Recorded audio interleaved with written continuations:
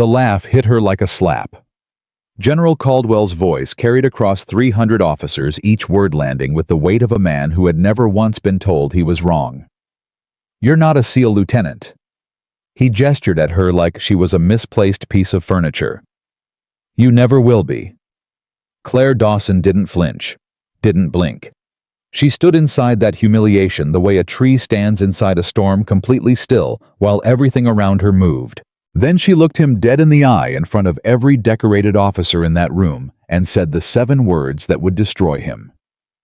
The morning it all began, Fort Haven Naval Special Warfare Command Center smelled like institutional coffee gun oil, and the particular kind of tension that builds when 300 people who believe they are exceptional are forced to share the same room and pretend to be equals. Lieutenant Claire Dawson arrived 17 minutes before the scheduled briefing. She signed in at the front desk, accepted her access badge from a young petty officer who barely glanced at her rank insignia, and walked through the main corridor toward the Joint Evaluation Auditorium without stopping to read the plaques on the walls. She had already memorized the building layout from the briefing packet she'd received 6 days earlier. She had noted the location of every exit, every camera blind spot, and every structural load-bearing column, not because she was paranoid, but because that was simply how her mind worked. It always had. She found a seat, midway up the auditorium's left flank, settled in, opened the mission evaluation folder she'd already annotated the night before, and waited. Around her the room filled. Navy SEALs, Marine Raiders Army, Special Forces operators, Air Force combat controllers, intelligence officers from 3 different agencies. The room held the kind of assembled talent that never appeared in press releases. Decorated men in their 40s and 50s moved through the rows with the slow, deliberate ease of people who have survived things that changed them permanently. They greeted each other with half nods and abbreviated handshakes. They spoke in low voices about things that weren't classified, but weren't exactly meant for wider sharing either. A few of them noticed Claire, not in a flattering way. Staff Sergeant Michael Breckenridge, a 15-year SEAL veteran with a jaw that looked like it had been carved rather than grown, dropped into the seat beside her without asking, and tilted his head in her direction with a look that was professionally courteous and personally dismissive. "Intelligence Division," he said.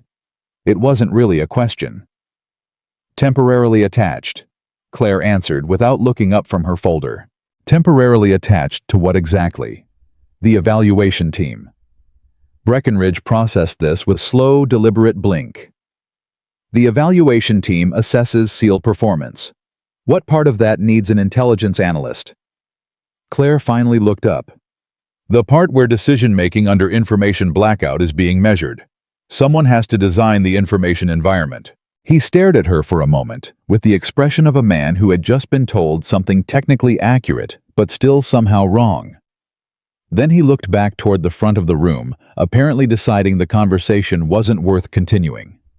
Claire returned to her folder. She was 29 pages into the evaluation framework when Major General Richard Caldwell entered the room. The shift was immediate and physical. Conversation dropped. Posture adjusted. People who had been leaning sideways in their chairs sat straight without consciously deciding to. 300 military professionals with decades of combined experience responded to his presence, the way a field of tall grass responds to wind collectively and without resistance. Caldwell was 61 years old. He stood 6 feet 2 inches and carried himself with the economy of motion that belongs only to people who have spent their entire lives in situations where wasted energy could get someone killed. His uniform bore decorations that would have taken a civilian 30 minutes to fully read. He had commanded SEAL Team 6. He had led joint operations in 4 theaters. He had been photographed with 2 presidents, 3 secretaries of defense, and 1 pope, though that last one was never confirmed publicly. He stepped to the front of the room, clasped his hands behind his back, and let the silence settle before he used it. "Most of you," he said in a voice that didn't need amplification, "believe you already know what this evaluation is going to measure. You believe it's going to measure speed, tactical decision-making, physical performance under stress. You've trained for those things. Some of you have spent more hours preparing for this evaluation than you spent with your families last year." A low ripple of acknowledgement moved through the room. A few soldiers exhaled. "You're wrong," Caldwell said. The ripple stopped. "What this evaluation is actually measuring is something most of you haven't trained for at all, because it can't be trained for in a conventional sense." He paused. Not for effect, he had long passed the need for theatrical pauses, but because he was genuinely choosing his next words with surgical precision. "It's measuring whether you know who you are under pressure, not what you can do, who you are. Because the mission we're simulating in 48 hours will not break down the way missions look on paper. It will break down the way real missions break down in ways you didn't plan for, at moments you can't anticipate using resources that are suddenly unavailable." Claire had stopped annotating her folder. She was watching him now with an attention that was different from the attention the rest of the room was giving him. They were watching him with respect, with professional deference, with the focused concentration of people absorbing instructions from a superior. She was watching him with the particular stillness of a person who is cataloging inconsistencies. Caldwell continued, "The instinct of the modern military, and I say this without apology, has become dangerously dependent on technology. Intelligence support and analytical infrastructure that will not always be available in the field. We have trained warriors who cannot make decisions without a satellite feed. We have operators who freeze when their comms go down. We have team leaders who need 3 confirmations before they trust their own eyes." He was building toward something. Claire could feel it. And somewhere along the way, Caldwell said, his voice dropping just slightly, "We began admitting people into the evaluation process who have no business being here. People who read about warfare. People who analyze warfare. People who believe that understanding a thing is the same as being capable of executing it." The silence in the room had a texture now. Breckenridge shifted in his seat next to Claire.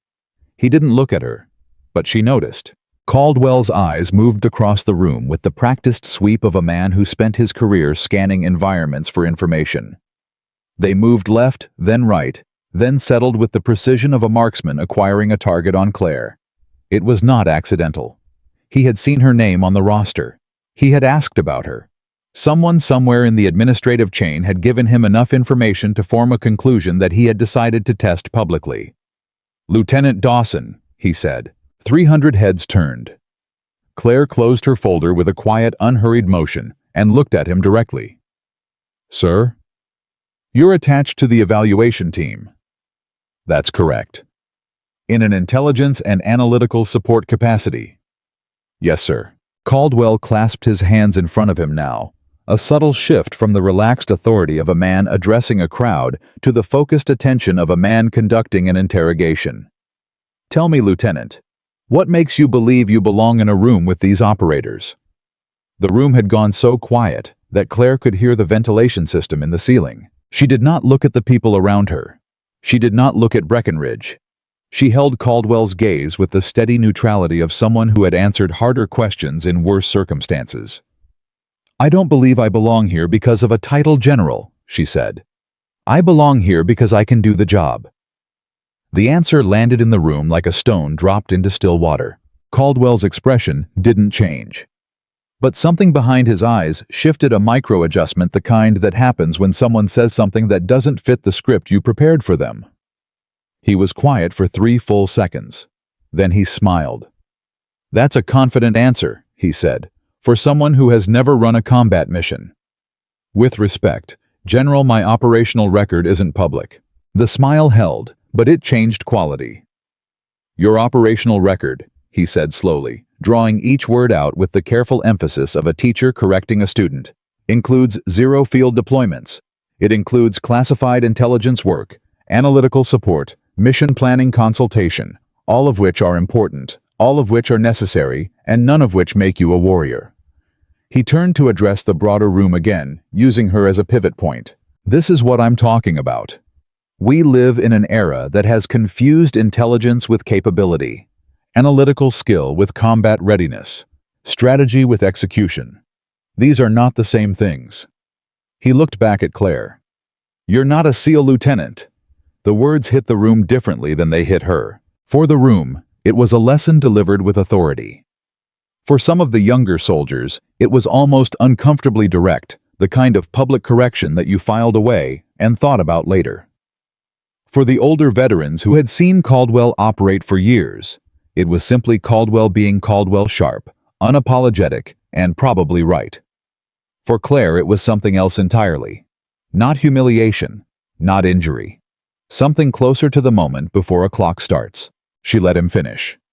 She let the silence after his words expand for precisely as long as it needed to. Then, when the room expected her either to apologize or to fold into professional submission, she said the four words that nobody there would forget. Watch what happens next. The evaluation briefing continued for another 90 minutes. Caldwell outlined the parameters of the 48-hour joint training simulation, a classified extraction scenario set in a replica coastal facility that had been constructed 2 years ago for exactly this kind of complex joint force evaluation. The mission profile involved a simulated hostage extraction under contested conditions, multiple embedded threat signatures, layered communication challenges, and a time constraint that had been engineered to be achievable only with near-perfect coordination. Claire took notes. Not on the overall mission structure, she had already built that picture from the pre-briefing materials. She took notes on the room. On the way, different commanders reacted to specific pieces of information, on who asked clarifying questions, and who sat back with the silence of people who already believed they knew enough, on who looked at Caldwell when he spoke, and who looked at their own documentation. She was cataloging the command dynamics, not because the mission required it, because she couldn't help herself. After the briefing, the room dissolved into the natural clustering of people who already knew each other. Groups formed along unit lines, along shared deployment histories, along the invisible social architecture of military culture. Claire remained at her seat reviewing the final pages of the evaluation framework and became briefly usefully invisible. It was a skill she had cultivated since she was 12 years old. The ability to sit in a room full of people having loud conversations and simply not register. That took guts. She looked up. A woman had settled into the chair that Breckenridge had vacated early 40s. Short-cropped hair, a weathered quality to her face that spoke of years in places where the sun was significant and the shade was scarce. Her rank insignia identified her as lieutenant commander. Her bearing identified her as someone who had absolutely nothing to prove. "I'm not sure guts is the right word," Claire said. "He does that at every evaluation, picks someone he thinks is soft, and tests their response in front of the room. Most people either fold or push back defensively." The woman extended her hand. "Lieutenant Commander Janet Reyes, Naval Intelligence." "Claire Dawson." "I know who you are."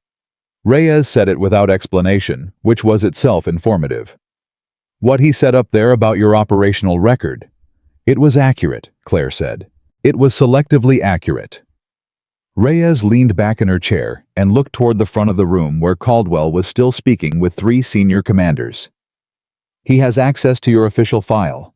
Your official file is not your complete file." Claire met her eyes. "I'm aware of that. Are you planning to let him continue believing what he believes?" "For now," Claire said. Reyes was quiet for a moment. Then she nodded, a single deliberate nod of the kind that contains more communication than a full paragraph. "Fair enough.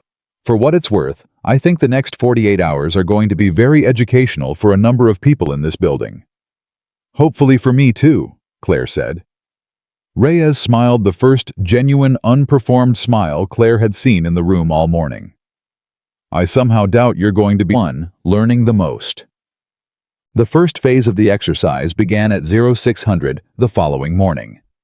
Claire's assigned position was exactly what Caldwell had structured it to be: analytical support, rear coordination, information management. She would sit at a secondary command station with access to the mission's simulated intelligence feeds, process incoming data, and provide assessments to the forward commanders upon request. In other words, she would watch from behind glass while the real work happened elsewhere. She accepted the assignment without objection. She set up her station with the methodical efficiency of someone who had operated in resource-constrained environments before. She calibrated her equipment, verified her communication channels, organized her reference materials, and was fully operational 40 minutes before the exercise formally began. Breckenridge passed her station on his way to the staging area. He glanced at her workspace. "Comfortable back here?" he asked. "Very," Claire said. He snorted. Not cruelly, there was almost something honest in it, the snort of a man who found a situation mildly amusing, rather than one who was trying to wound. "I'll say this for you, you don't rattle easy." "Is that a compliment?" "It's an observation." He paused. For what it's worth, what Caldwell said in there that was harder than he usually goes. "He was making a point to the room," Claire said. "I was just the visual aid." Breckenridge looked at her for a moment with an expression that was difficult to read. Then he nodded once and walked toward the staging area. At 0600, the exercise launched. For the first 22 minutes, everything ran exactly as planned. The tactical teams moved through their designated infiltration corridors with the crisp, synchronized efficiency of units that had rehearsed this kind of entry scenario dozens of times. Communication was clean. Position markers updated consistently. The simulated threat environment behaved according to its programmed parameters. From her station, Claire watched the data flow and did her job. She processed the incoming intelligence feeds, flagged 2 minor inconsistencies in the threat positioning data that turned out to be sensor calibration errors, and provided 2 brief analytical assessments to the forward command coordinator, a captain named Harlow, who received both assessments with professional courtesy and then did exactly what he wanted to do anyway. At minute 23, the exercise did something nobody had expected it to do. The communication network dropped. Not degraded. Not partially interrupted. Dropped. All of it. Simultaneously. For 8 seconds, the entire command infrastructure of a 300-person joint training exercise went silent. Then, the backup channels, activated and delivered. 17 seconds of fragmented, overlapping, partially corrupted signal traffic that was technically communication and functionally useless. Then the primary system tried to reboot and failed. Then the backup channels failed. Then the room at the rear command station where Claire and 4 other analytical and coordination personnel sat went very quiet. Captain Harlow stared at his dead monitor.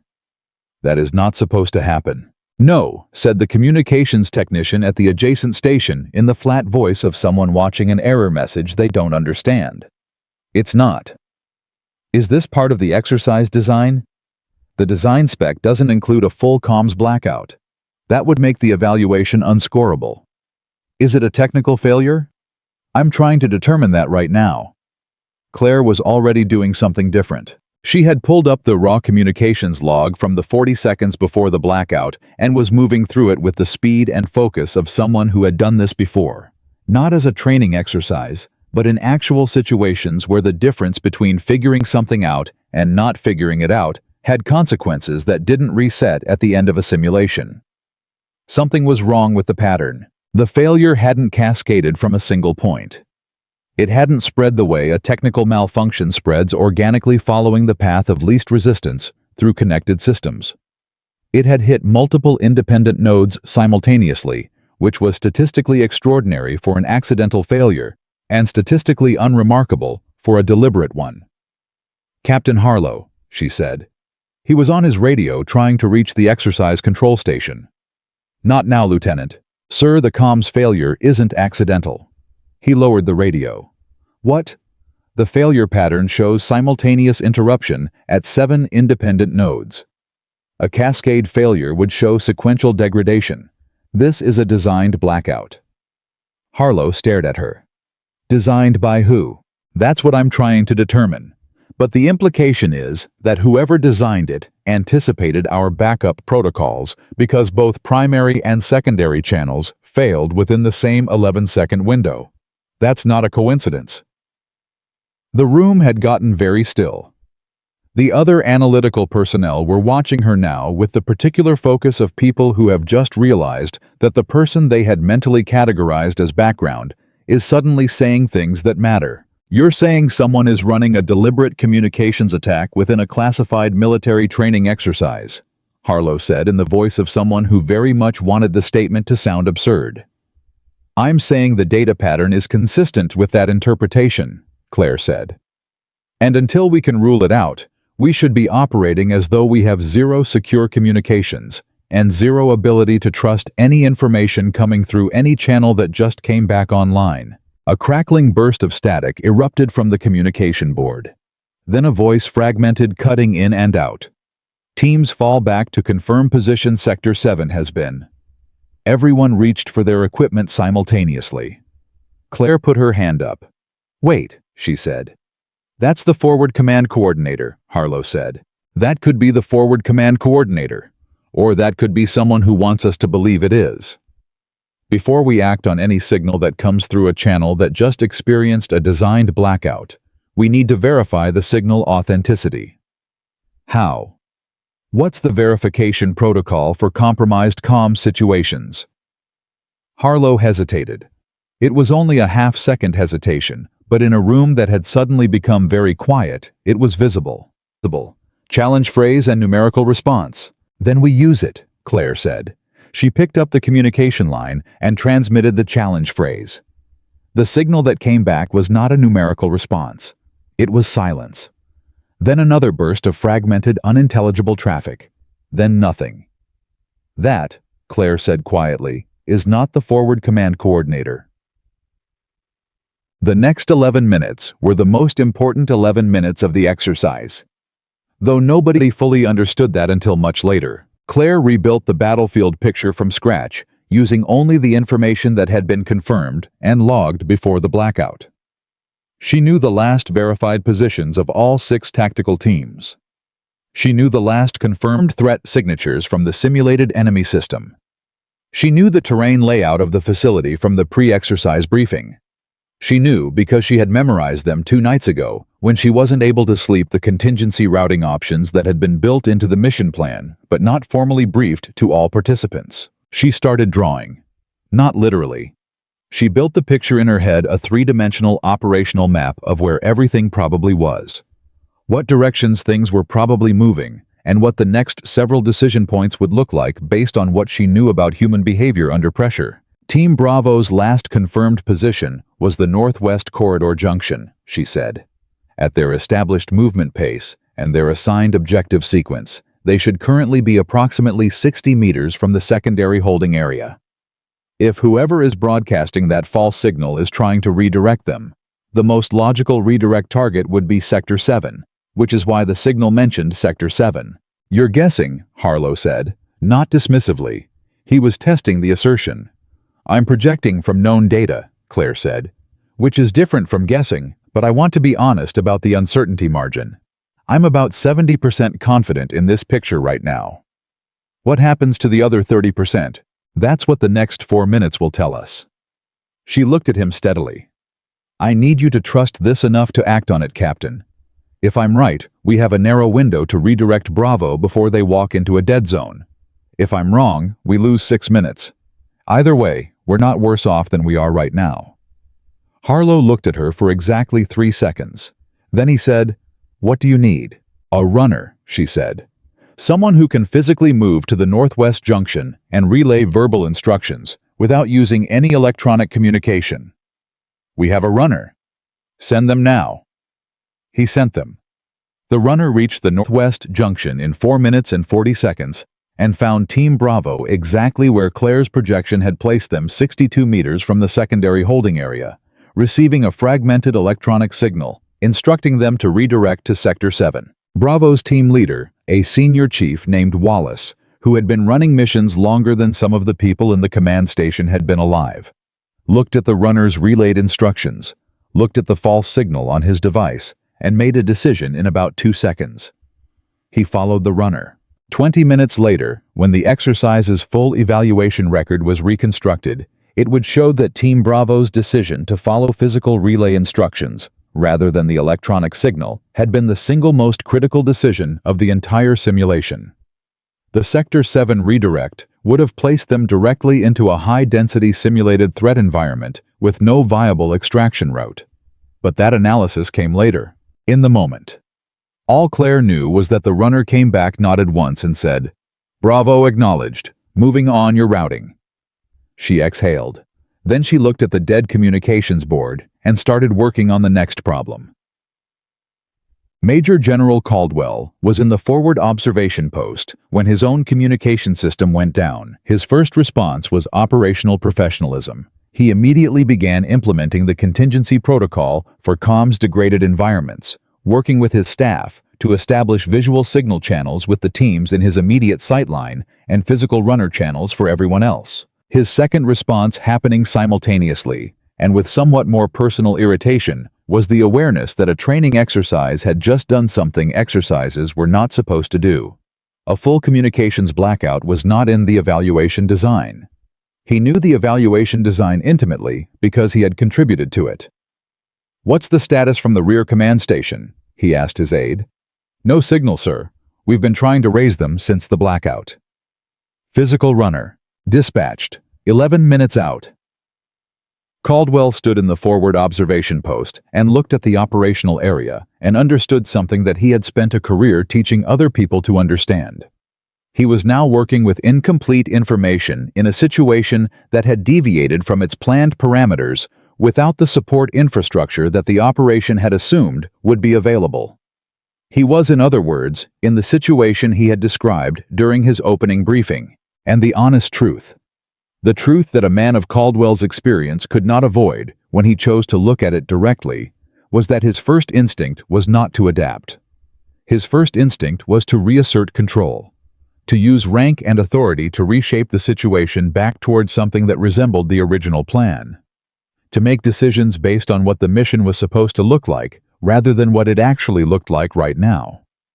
He caught himself doing it, and in the process of catching himself, he thought about the lieutenant in the auditorium who had looked at him and said 4 words that had been bothering him more than he wanted to admit since the moment she said them. Watch what happens next. He set his jaw and started working with what he had.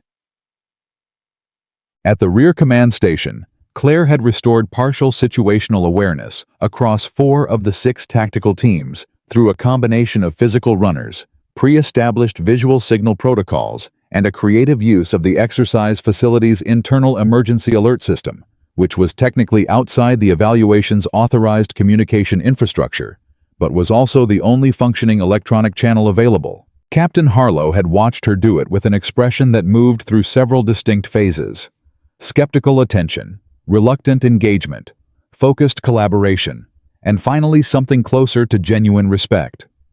Though he was careful not to make this too visible, because he still wasn't entirely sure how he felt about being operationally guided by someone he'd been briefed to treat as support staff. "Team Delta is still dark," he said, studying the partial map she'd reconstructed. Delta's last confirmed position was the southern access corridor. They were approaching the primary objective area. Claire was quiet for a moment. If the false signal targeted them the same way it targeted Bravo, the redirect would have pushed them toward the coastal side, away from the objective, toward the water. Why the water? It's a dead end in the exercise geography. No continuation from there, no reinsertion path. If they went that direction, they're effectively out of the mission. Not captured, just irrelevant. Can we reach them physically?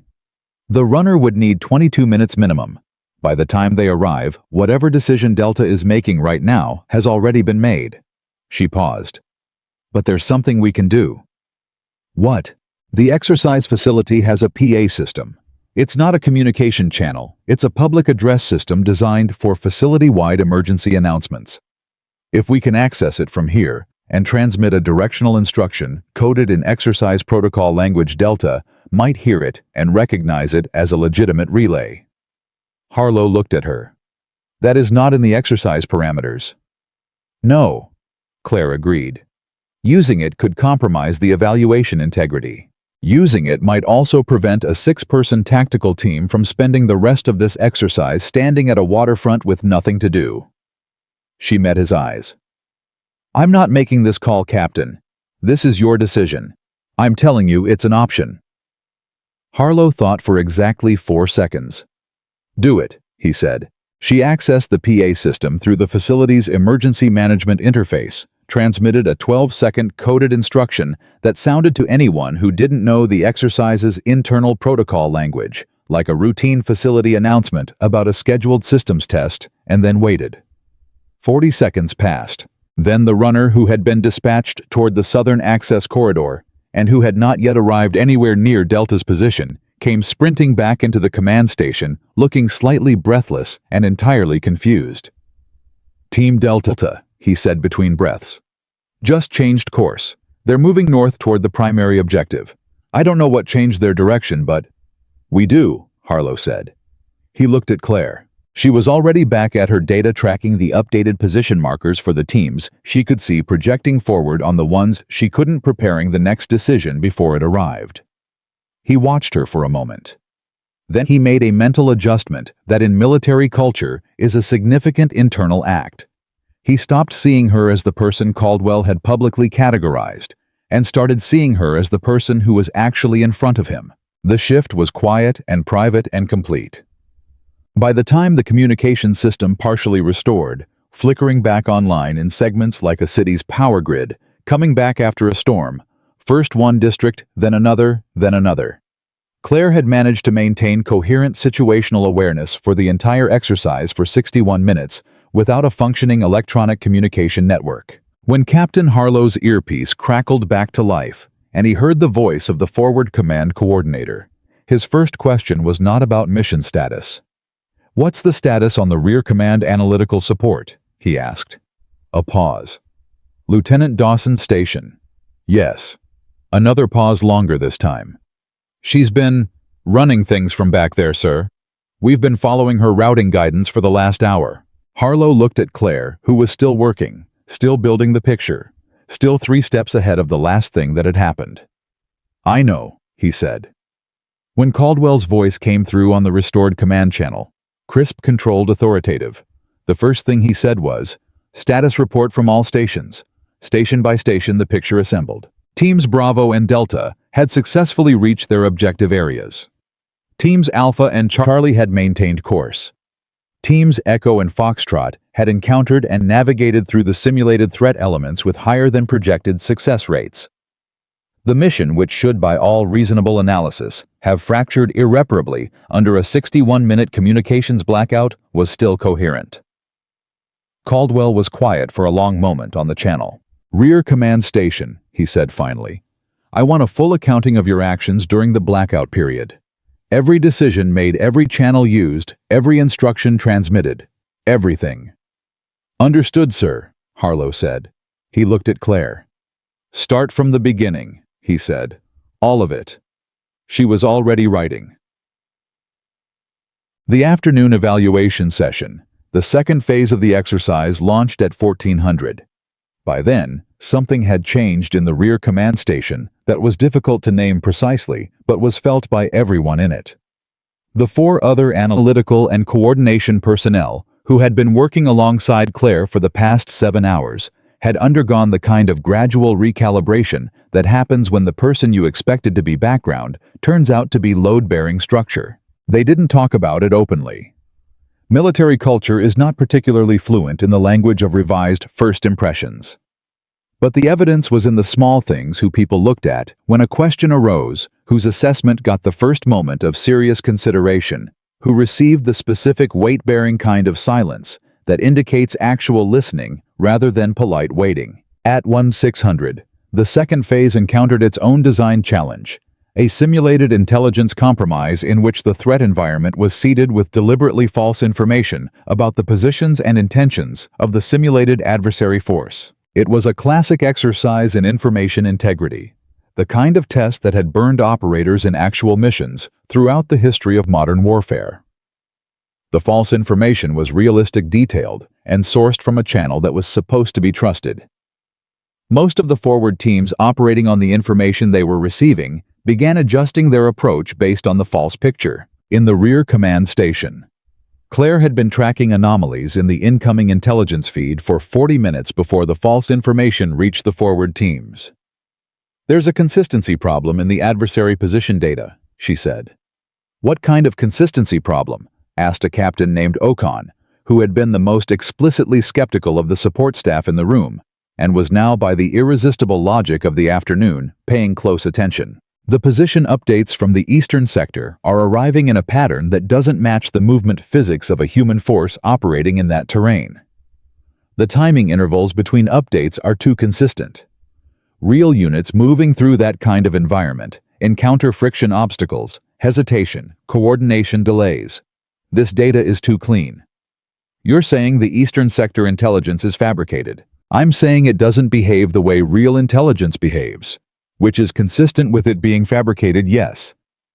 Ocon looked at the data himself for a long moment. It looks legitimate. It's supposed to, Claire said. That's the point. So we don't act on it. We flag it. We transmit a caution advisory to all forward teams that the Eastern Sector intelligence should be treated as unverified pending pattern analysis. We don't redirect anyone based on it. And we watch what the adversary simulation does when our teams don't respond to the false picture the way the false picture is designed to make them respond. Ocon was quiet for 3 seconds. Do it, he said. The caution advisory went out. 4 of the 6 forward teams acknowledged it immediately and adjusted their approach criteria accordingly.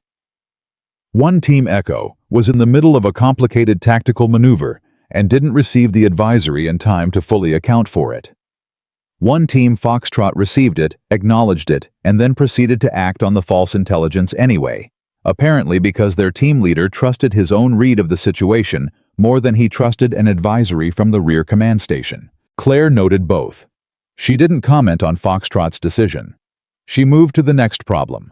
At 1734, the Eastern Sector false intelligence was activated. The simulated adversary force moved based on positions that the false data had established, expecting to intercept allied teams that had been manipulated into moving toward those coordinates. Echo walked into it. Not catastrophically, their training and discipline kept them cohesive, even in a bad situation. But the evaluation would later show a significant degradation in their mission effectiveness during the encounter. Foxtrot did not walk into it. Their team leader's instinct, it turned out, had been correct, not because he had correctly identified the false intelligence, but because the action he'd chosen to take, based on the false intelligence, had by an unpredictable convergence of factors taken them away from the adversary force rather than toward it. Luck. But military history was full of luck that looked in retrospect like judgment. What was not luck, and what could not be attributed to anything other than analytical precision, combined with the willingness to act on that precision, was that 4 teams had been protected from a deliberate intelligence compromise by a 29-year-old intelligence officer who had been publicly assigned to the back room and told to watch. When Caldwell received the Phase 2 assessment at 1800, he read the report in silence for 4 minutes. Then he asked for Claire's full analytical log from both phases of the day's evaluation. Nobody who knew him had ever seen him ask for an intelligence log personally. Briefs, summaries, assessments, yes. But the raw, unprocessed log of an analyst's moment-by-moment decision record. His aide brought it to him. He read it the way he read everything, fast, thorough, and with the particular attention of someone who is looking for a specific thing. What he found was not what he had expected. The log showed 47 distinct analytical calls made across a 7-hour period under conditions that ranged from mildly degraded to completely compromised. Of those 47 calls, 41 had been fully confirmed by subsequent events. 4 remained unresolved. 2 had been incorrect. 41 out of 47. Under a communications blackout, in a training environment that had been deliberately destabilized. Caldwell set the log down. He sat very still for a moment. Then he picked it up again and read the section covering the first 12 minutes after the communications blackout, the period when Claire had identified the blackout as deliberate and begun working from the pre-blackout data a second time. His expression was unreadable. But the aide who had worked with him for 6 years saw something in his face that she couldn't immediately name and would think about later that night before she went to sleep. It looked, she thought, something like the expression of a man who has just been shown evidence that changes a conclusion he had already announced publicly. The general set the log down a second time and sat with the silence of someone who is doing something harder than making a decision. He was revising one. The last line of Part 1 arrived exactly where it was supposed to, with Claire Dawson sitting in a rear command station at the end of a 7-hour evaluation day, surrounded by people who had arrived that morning believing they understood exactly what she was, and who had spent the hours since discovering in the most concrete possible terms that they did not. She was still working. The mission wasn't over. And neither by a considerable measure was she. The night after the first evaluation day, Fort Haven didn't sleep. Not really. The barracks had that particular electric quality that comes after something significant has happened, but before anyone has fully processed what it means. Small groups gathered in corridors in the mess hall in the equipment bays, where the lighting was bad and the coffee was worse. They spoke in the clipped, efficient shorthand of people who are trained to communicate quickly, but underneath the brevity was something less controlled. Something that sounded, if you listened carefully enough, like reassessment. Breckenridge found Captain Ocon in the equipment bay at 2200 drinking bad coffee and staring at a printed copy of Claire's analytical log summary, like it was a document in a language he almost spoke. 41 out of 47, Ocon said without looking up, under a full comms blackout. I saw the report. Under conditions that the evaluation design didn't account for using channels that weren't in the authorized infrastructure, working from data that stopped updating an hour into the mission. Ocon set the paper down. That's not analyst work, that's something else. Breckenridge didn't answer immediately. He poured himself a cup of coffee, examined it with the brief, resigned attention of a man who knows exactly how bad it's going to be and decides to drink it anyway, and then said, Caldwell asked for her raw log personally. Ocon looked up.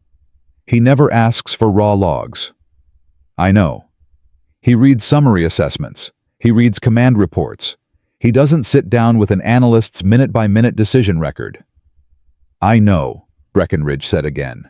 The silence between them had a specific texture. The silence of two experienced operators who have both arrived at the same uncomfortable conclusion from different directions and are giving each other space to name it first. Finally, Ocon said, We judged her wrong. Breckenridge drank his coffee. The general made a public statement. The general read her log for 35 minutes. That doesn't mean he's changing anything. No, Ocon agreed. But it means something moved. Breckenridge set down his cup. Outside the equipment bay, someone walked past in the corridor, boots clicking on concrete, fading into distance. What do you know about her actual background, not the official file? The real background. Ocon was quiet for a moment that stretched several seconds longer than a simple lack of information would require. I know she transferred into the evaluation program from a classified intelligence directorate that I don't have access to read about. I know the transfer was authorized at a level 3 rungs above anyone in this building. And I know that Lieutenant Commander Reyes Naval Intelligence 8 combat deployments, the woman who has been quietly attached to every major SEAL evaluation for the last 4 years, spent 40 minutes in conversation with Dawson before the exercise even started. Breckenridge absorbed this. Reyes doesn't talk to people she doesn't already know, he said. No, Ocon said. She doesn't. They looked at each other across the bad coffee and the late hour and the weight of 41 confirmed calls made in the dark. Tomorrow's going to be different, Breckenridge said. Yeah, Ocon said. It is. Claire was not in this barracks at 2200. She was in a small briefing room on the 3rd floor of the command building, sitting across a table from Lieutenant Commander Janet Reyes, with a cold cup of tea between them, and a conversation that had been circling its actual subject for 20 minutes before either of them addressed it directly. They pulled the exercise logs tonight, Reyes said. The evaluation committee is meeting at 0600 tomorrow to discuss what happened during the blackout. I know, Claire said. The committee includes Caldwell. I know that too. He's going to ask questions that go beyond the evaluation framework. Reyes leaned forward slightly. Claire, you know what I'm saying. You're saying the analytical performance today is going to prompt questions about why an intelligence analyst attached in a support capacity is producing that level of operational output. And those questions are going to lead somewhere you've been careful to avoid for 3 years. The silence between them was different from the silence in the equipment bay downstairs. It was older. It carried weight from conversations that had happened before this room, before this exercise, before most of the people in this building knew either of their names. I didn't intend for the blackout to put me in that position, Claire said. I know you didn't.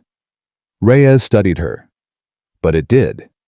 And the question now is whether you get ahead of it or whether Caldwell gets ahead of it for you.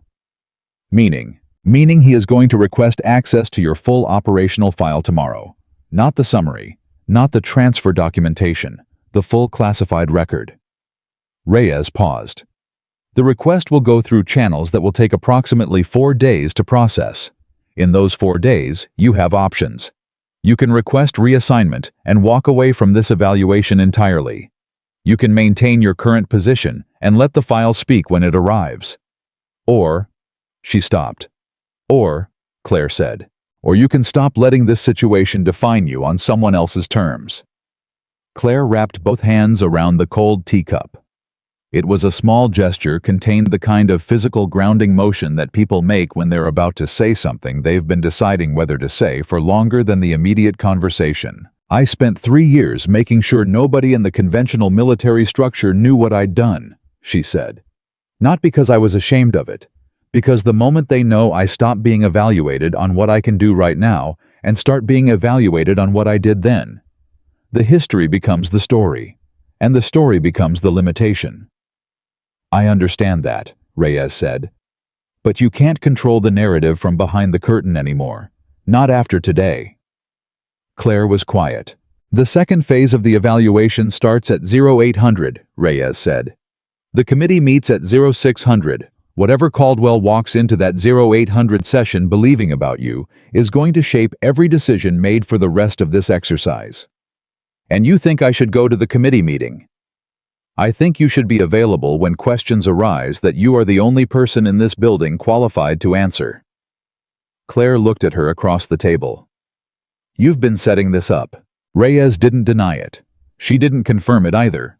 She simply held the eye contact with the equanimity of someone who has learned that some accusations are most honestly met with the absence of a denial. Get some sleep, Reyes said, standing. Tomorrow is going to require everything you have. The evaluation committee met at 0602, which meant Caldwell had arrived at 0558 and everyone else had adjusted accordingly. Claire arrived at 0601. She took the only remaining seat at the table, a chair near the end positioned slightly outside the committee's formal seating arrangement. Technically, a support position, functionally, the most visible seat in the room, because everyone at the table had to turn their head at the same angle to see her. Caldwell noted her presence with a single unreadable look. The committee chair, a rear admiral named Stockton, who had the permanently tired look of a man who oversaw too many things and slept too little, opened the meeting with a summary of the previous day's evaluation anomalies, and then looked around the table with the expression of a man asking to be told something useful. The communications blackout during Phase 1 was not in the evaluation design, he said. I need to understand what happened, who responded to it, and what the response tells us about our current evaluation framework. 3 people began speaking simultaneously. Stockton silenced them with a hand. One at a time. Captain Harlow, your station managed the blackout response. Start there. Harlow's account was accurate, professional, and Claire noted notably generous in its attribution. He described the sequence of events with the precision of someone who has replayed them multiple times and arrived at a clear understanding of which decisions had made the difference. He named her by name 4 times in a 6-minute account. He described her identification of the communications blackout as deliberate, her reconstruction of the operational picture from pre-blackout data, her use of unauthorized but functional channels to maintain team coordination, and her Phase 2 detection of the false intelligence feed. When he finished, the table was quiet. Caldwell was looking at the ceiling. Then Admiral Stockton looked at Claire. Lieutenant Dawson, is Captain Harlow's account accurate? Substantially, sir. I'd add that the team runners and the forward operators who responded to the relay instructions deserve equal credit. The assessment is only as good as the people who act on it. I'm not asking about the runners, Stockton said. I'm asking about the analytical framework you used during the blackout period. Where does that come from? From training and experience, sir. Training in what capacity? Your file describes intelligence analysis and mission support. Intelligence analysis requires understanding the operational environment at a level that makes the boundary between analysis and operation somewhat academic in practice, sir. Stockton studied her. He was a careful man, and careful men recognized when they were being given a precise answer that was also a careful one. Your transfer authorization was at the deputy director level. Yes, sir. That level of authorization for a temporary evaluation attachment is unusual. Yes, sir. Can you explain it? Not in this setting, sir. Some of the context is restricted to a classification level above this committee's current access. The room absorbed this. Caldwell lowered his gaze from the ceiling and looked at her directly. His expression had changed from the previous day in a way that was subtle but unmistakable to anyone paying attention. The confident dismissal had been replaced by something more complex. Not respect, not yet. But the particular focused attention of a man who has encountered data that doesn't fit his existing model and is deciding whether to revise the model or dismiss the data. He had read 41 confirmed calls in her log. He was not a man who dismissed data. Lieutenant, he said. General. During the blackout, you made a call in the first 12 minutes that redirected Team Bravo away from Sector 7. That call was based entirely on pattern analysis of pre-blackout data. No new intelligence. No confirmation from forward observers. Nothing except a projection built from information that was 60 minutes old by the time you acted on it. That's correct, sir. If you'd been wrong, Bravo spends 6 hours operating blind in a dead zone. The mission loses its most experienced tactical element during the critical phase of the exercise. Yes, sir, that was the risk. How did you know you weren't wrong? The question landed in the room with a weight that the previous 40 minutes of committee discussion hadn't carried. It was the question underneath all the other questions, not what she had done, but how she had known to do it. Claire was quiet for exactly 3 seconds. I didn't know, sir, she said. I assessed that the cost of being wrong was recoverable, and the cost of not acting was not. That calculation made the decision for me. Caldwell looked at her for a long moment. Something moved across his face. Brief internal, the expression of a man processing something against his will.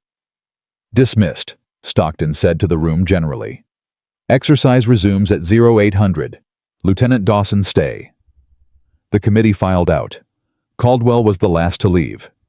He passed her chair without looking at her, but he slowed just slightly at the door, the half-step hesitation of someone who started to say something and then decided against it. Then he was gone.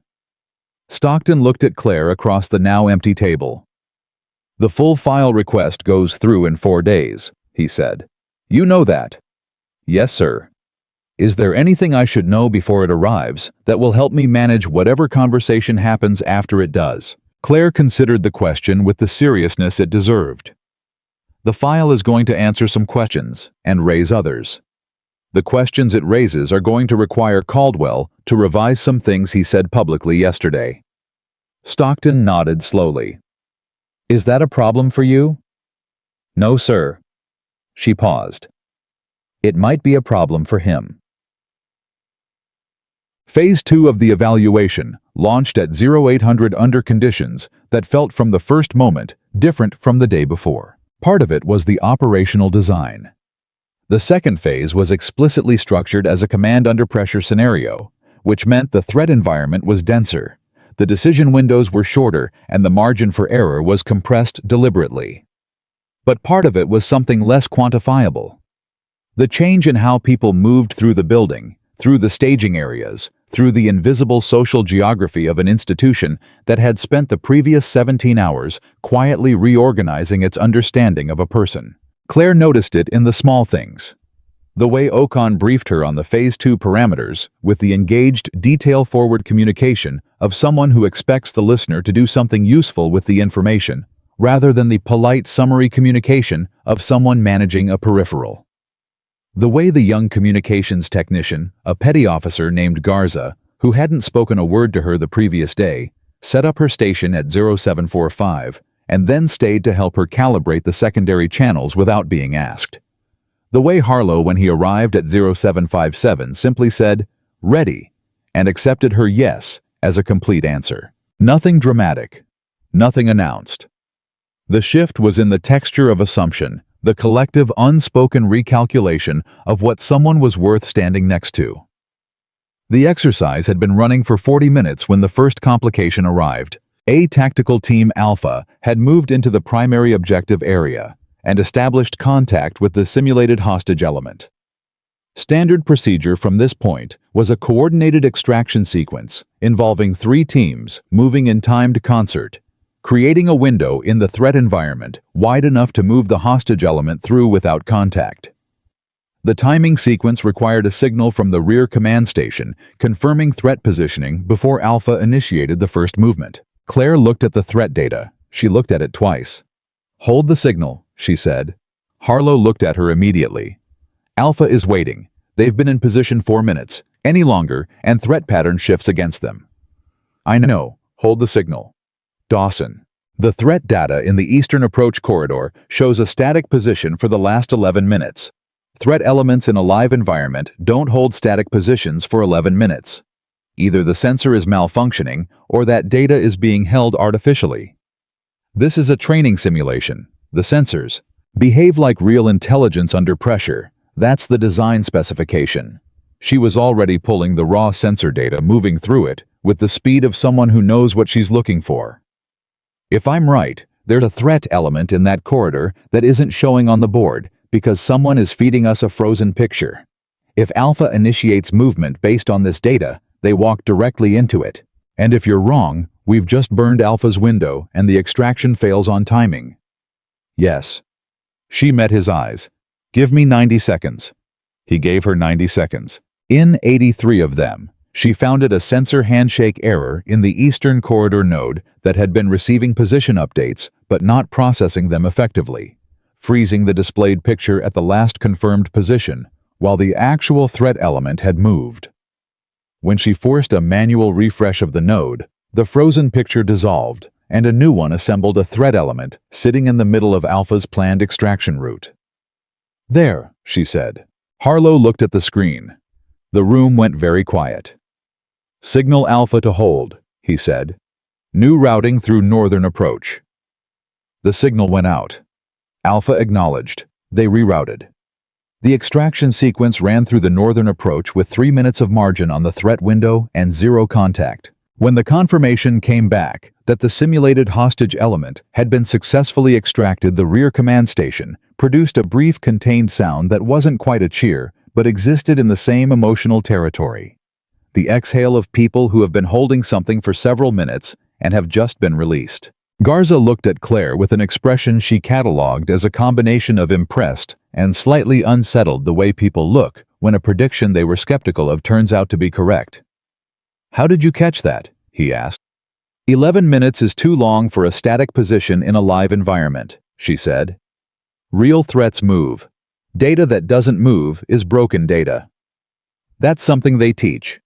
That's something you learn, she said, when the alternative is bad. At 100, the exercise delivered its first major personnel crisis of Phase 2. The team leader of Delta, Senior Chief Wallace, the experienced operator who had followed the runner's instructions during the Phase 1 blackout, radioed in from the field with a situation that had no clean solution. His team had reached the secondary objective, a simulated command node that needed to be assessed and cleared and found, instead of the expected light opposition. A threat density that was 3 times what the pre-mission intelligence had projected. His team was not in immediate danger, but they were pinned. The extraction window for the secondary objective would close in 22 minutes. The reinforcement option would take 30. Rear Command, this is Delta Actual. I need options, and I need them in the next 5 minutes because after that I'm making this call myself and I don't like any of my options. Harlow looked at Claire. She was already mapping it. Delta has 3 movement options from their current position, she said, speaking at the pace of someone who has been thinking faster than she's talking. Direct assault on the threat concentration, high risk, high probability of simulated casualties, small chance of objective completion before window closes. Fall back to the last covered position and wait for reinforcement. 0 chance of objective completion. Team is intact, but mission parameter fails. Third option. What's the third option? Wallace's voice on the radio. He was listening. Team splits, Claire said. 2 operators with the highest close quarters assessment scores create a movement signature to the south, pulling threat attention in that direction. Remaining operators take the northeastern approach while the threat concentration is repositioned. It's a 12-minute execution, which gives you 10 minutes of margin on the window. A pause. That's a high-risk split, Wallace said. If the decoy element doesn't pull enough attention, the assault element walks into an undiluted threat concentration. Yes, the decoy has to be convincing enough to move at least 60% of the threat attention. That requires the 2 operators selected to have high enough behavioral prediction scores that they can generate a believable movement signature under observation pressure. Another pause. I have 2 operators who can do that, Wallace said. There was something different in his voice now, not certainty, not agreement, but the specific quality of a man who has just heard an option. He hadn't generated himself and is testing it honestly against his own read of the situation. You know this team's individual assessment scores. I know everyone's assessment scores, Claire said. That's my job. A longer pause. Then Wallace said something that Claire filed away in the part of her memory reserved for moments that matter. Rear Command, who am I talking to? Lieutenant Claire Dawson, she said. You're the analyst Caldwell put in the support slot. That's correct. Another pause. Then with the particular flatness of a man who has made a decision and is done discussing it. Delta executing split approach.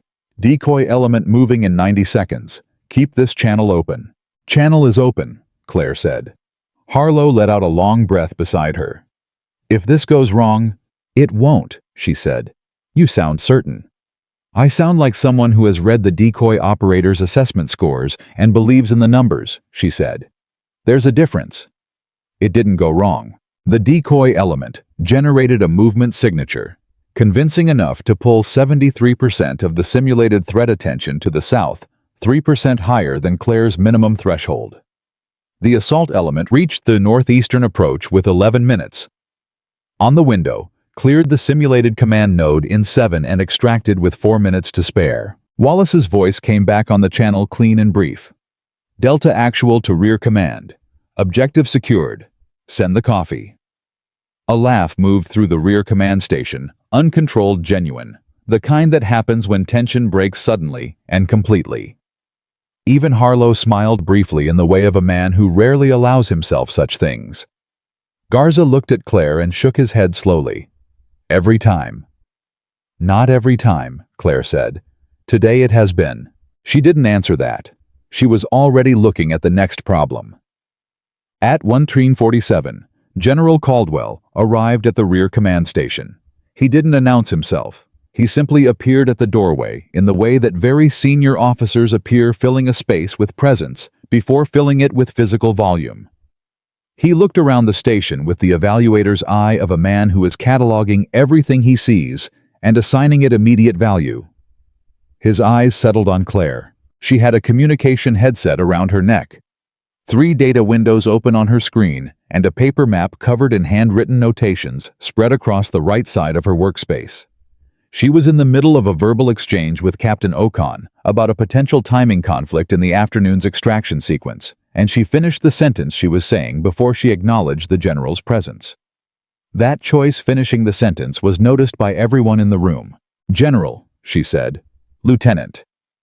He walked to her station and looked at the paper map. Not in the way of a man examining something unfamiliar, in the way of a man who has read the same type of map 10,000 times and is recognizing what's on this one. This isn't the digital operational map. The digital map updates every 4 minutes.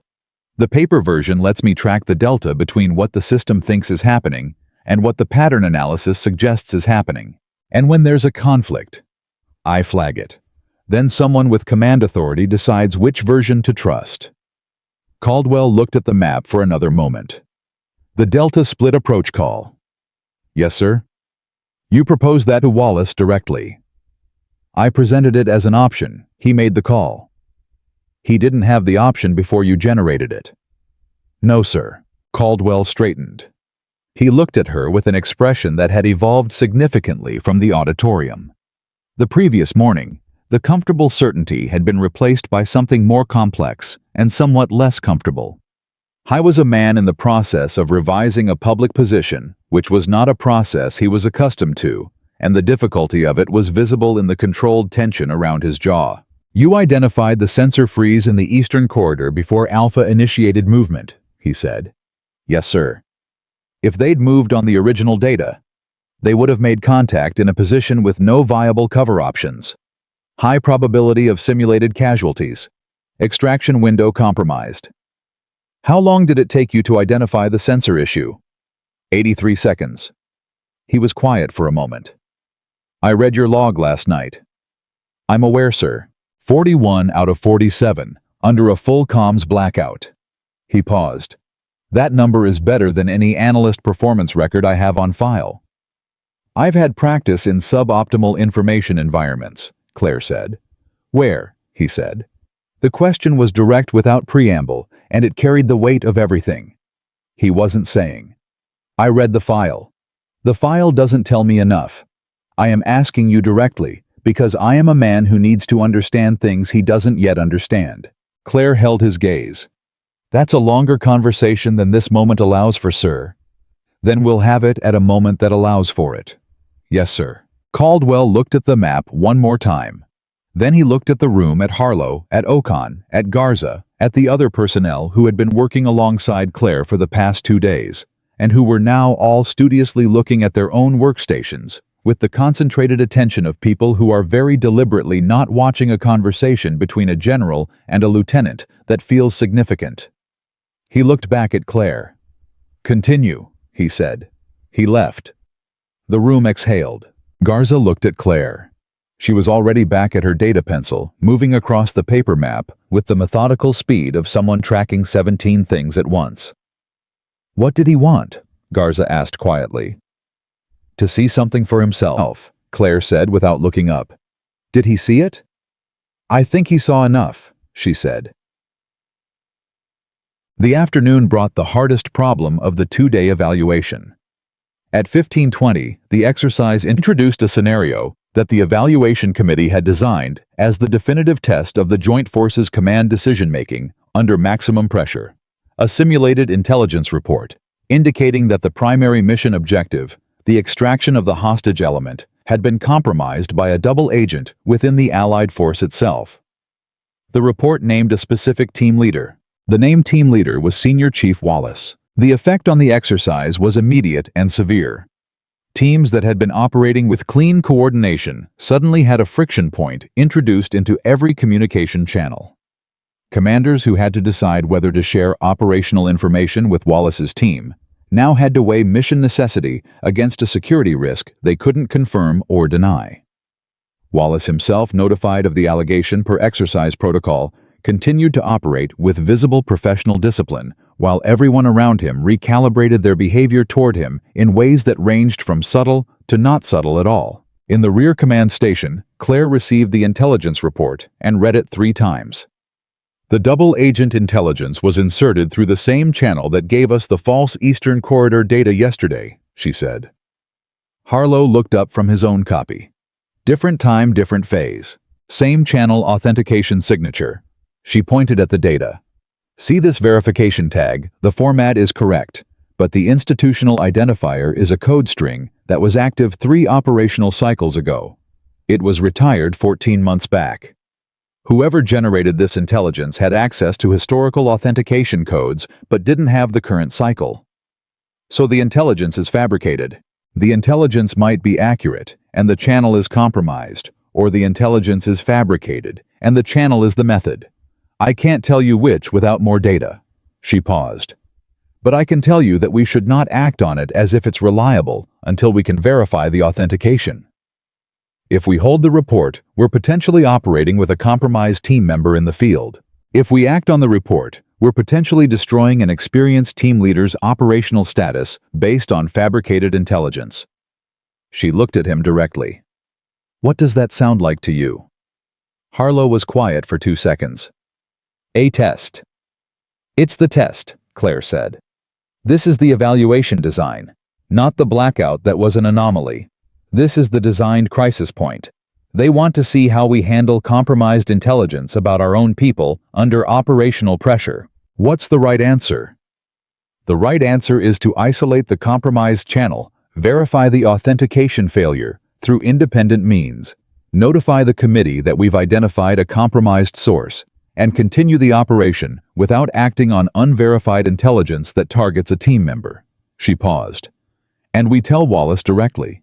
He deserves to know that we're aware and that we're verifying, not acting. Harlow sat back in his chair. He looked at the ceiling for a moment, then back at her. You know what the wrong answer looks like too. Yes. The wrong answer is to act immediately on the report, because the alternative feels too uncertain. You pull Wallace, you break up Delta at a critical mission phase, you degrade your operational effectiveness based on a compromised source, and the person who designed the compromised source gets exactly what they wanted. And if Wallace actually is compromised, then we find that out through verified intelligence, not through a channel that just failed authentication. She held his gaze. Harlow. The wrong answer to compromised intelligence is always to treat it as reliable because it feels urgent. He picked up the radio. Delta Actual, this is Rear Command. Wallace's voice came back immediately. Rear Command, go ahead. We've received a security alert that has been flagged as originating from a compromised channel. The alert concerns your team. We are verifying the authentication before taking any operational action. You are not being pulled from the mission. Do you copy? A pause that lasted exactly long enough to be human. Delta copies, Wallace said. His voice was carefully level, the levelness of a man absorbing something significant and making a professional decision about how to carry it. Appreciate the direct communication, Rear Command. Continue your operational status, Harlow said. We'll update you when verification is complete. Copy that. Delta out. Harlow set the radio down. He looked at Claire. If this goes badly, it won't, she said. For the second time that day, he gave her a look that was somewhere between exhaustion and something warmer. You keep saying that. And I keep being right, she said. He almost smiled. Yeah, he said. You do. The verification process took 19 minutes. In those 19 minutes, Claire dismantled the authentication chain of the compromised intelligence report with the systematic focus of someone who has done this work before, not in simulations, but in circumstances where the person being falsely accused had something more permanent than an evaluation score at stake. The authentication failure confirmed what she had identified. The report had been generated using retired verification codes by an entity with access to historical systems, but not current ones. It was fabricated. It was also sophisticated, the kind of sophisticated that spoke to significant technical access and a detailed understanding of military intelligence protocols. When she presented the completed verification analysis to Harlow, he read it with the focus of a man whose next decision would be logged, evaluated, and used as an example in future training programs.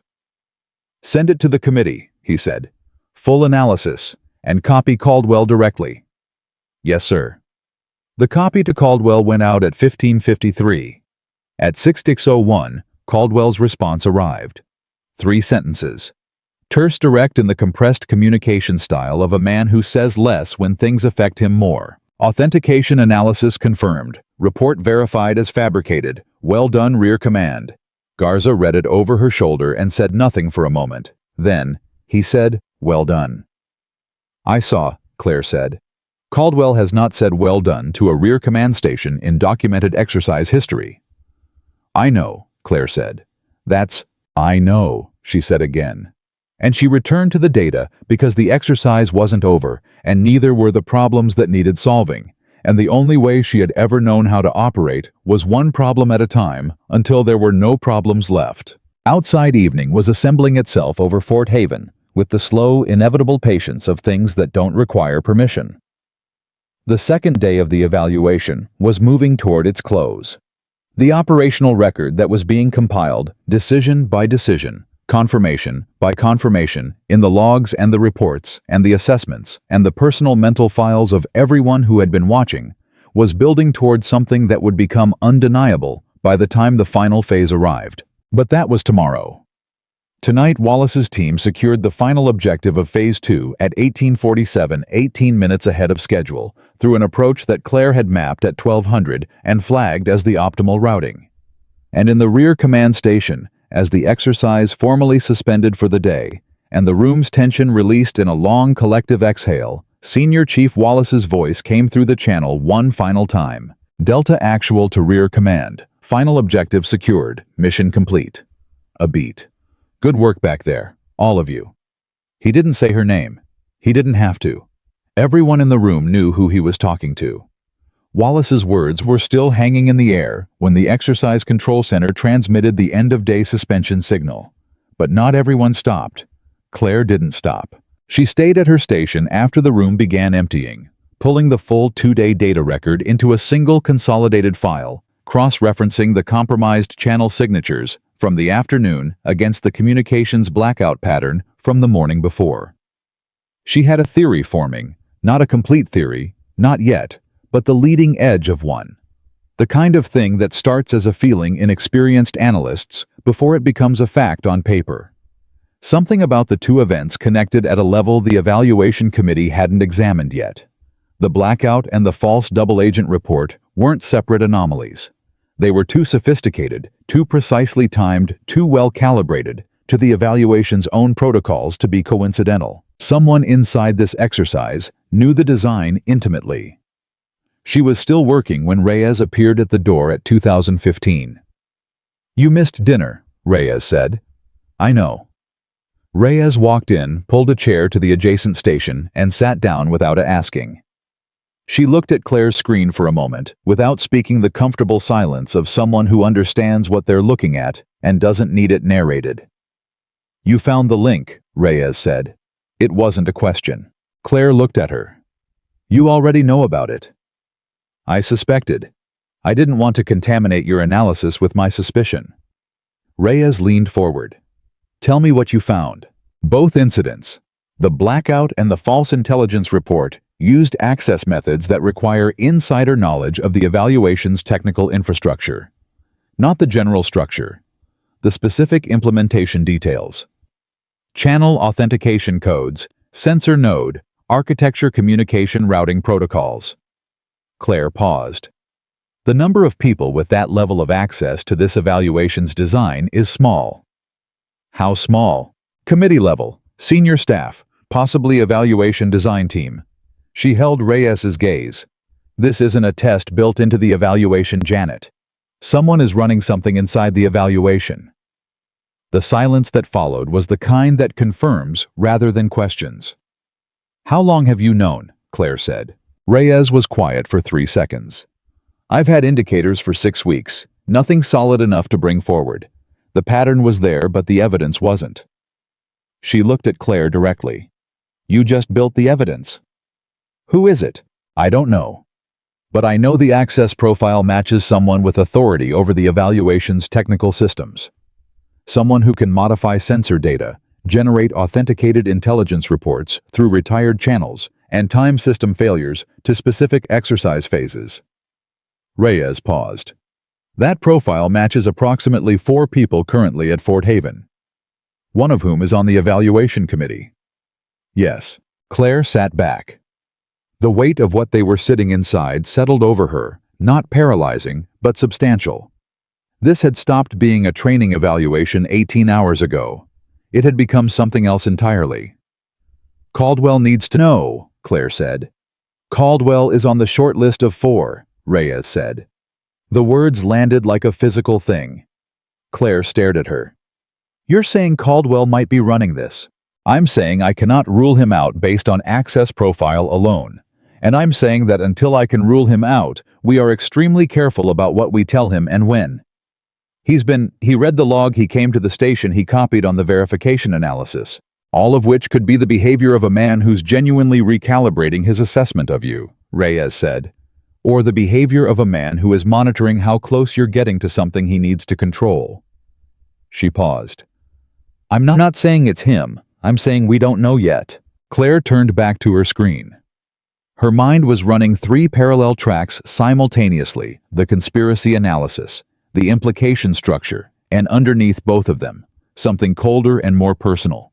She had spent 2 days being evaluated by a system that might itself be compromised. Every call she'd made, every analysis she'd produced, every decision that had been watched and logged and discussed, all of it inside a container that had a leak somewhere at the top. "What do we do?" she said. "Tonight, nothing," Reyes said. "Tonight you finish the evidence consolidation, and you give it to me only. Tomorrow, the final phase of the evaluation begins. We use it." "Use it how?" Reyes looked at her with the particular expression of someone who has been planning several moves ahead. "The final phase has a designed crisis point, a scenario that the evaluation committee built specifically to test command response under maximum uncertainty.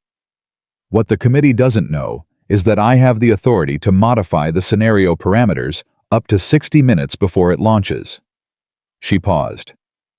"I'm going to use that modification to create conditions that force whoever is running the insider operation to act. When they act, they expose themselves, and if they act in a way that compromises the mission. The teams in the field are running a simulation," Reyes said. "The risk is to the evaluation, not to actual lives."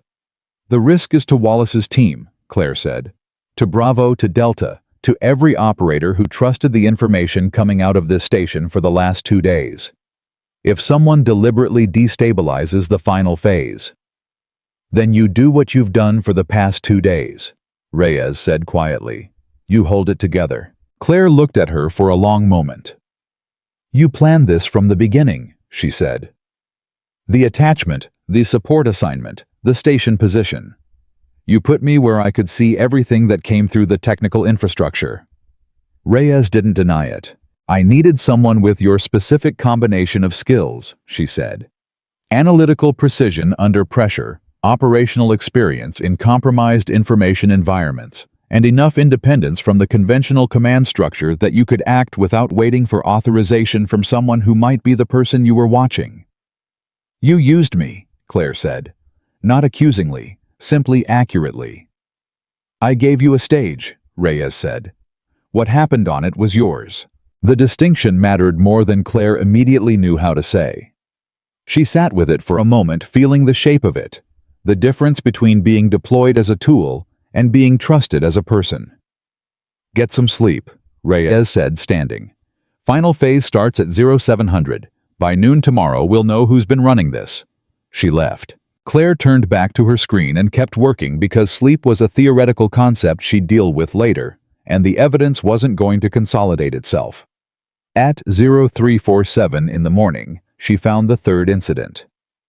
It was buried in the Phase 2 data, not in the main operational record, but in the background system logs that nobody reviewed during an exercise because they were infrastructure maintenance records, not operational intelligence. The kind of data that was technically accessible but practically invisible because no one expected to find anything meaningful in it, except Claire, who had reviewed infrastructure maintenance logs in 4 previous operational contexts where the interesting information was hidden in places people didn't think to look. The log showed a system access event at 0214 on the first night of the evaluation hours before the Phase 1 blackout hours, before anyone in the exercise had done anything worth sabotaging. Someone had accessed the evaluation sensor network management interface and made a configuration change that wouldn't activate until a specific time trigger was reached. They had pre-programmed the blackout before the exercise even started, which meant the access had happened inside Fort Haven, using authorized credentials from a terminal that would show in the access log as a routine administrative session. She pulled the access record. The terminal identifier was from the command building's 3rd floor. The same floor as the small briefing room where she had sat across a table from Reyes 2 nights ago and been told to get some sleep.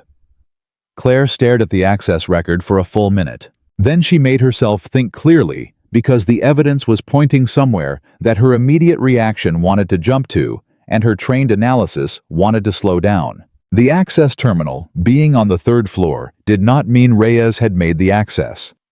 The 3rd floor had 17 operational terminals. The access credentials would tell the real story, and the access credentials in the log were masked behind an administrative authentication token that she didn't have the clearance level to decode.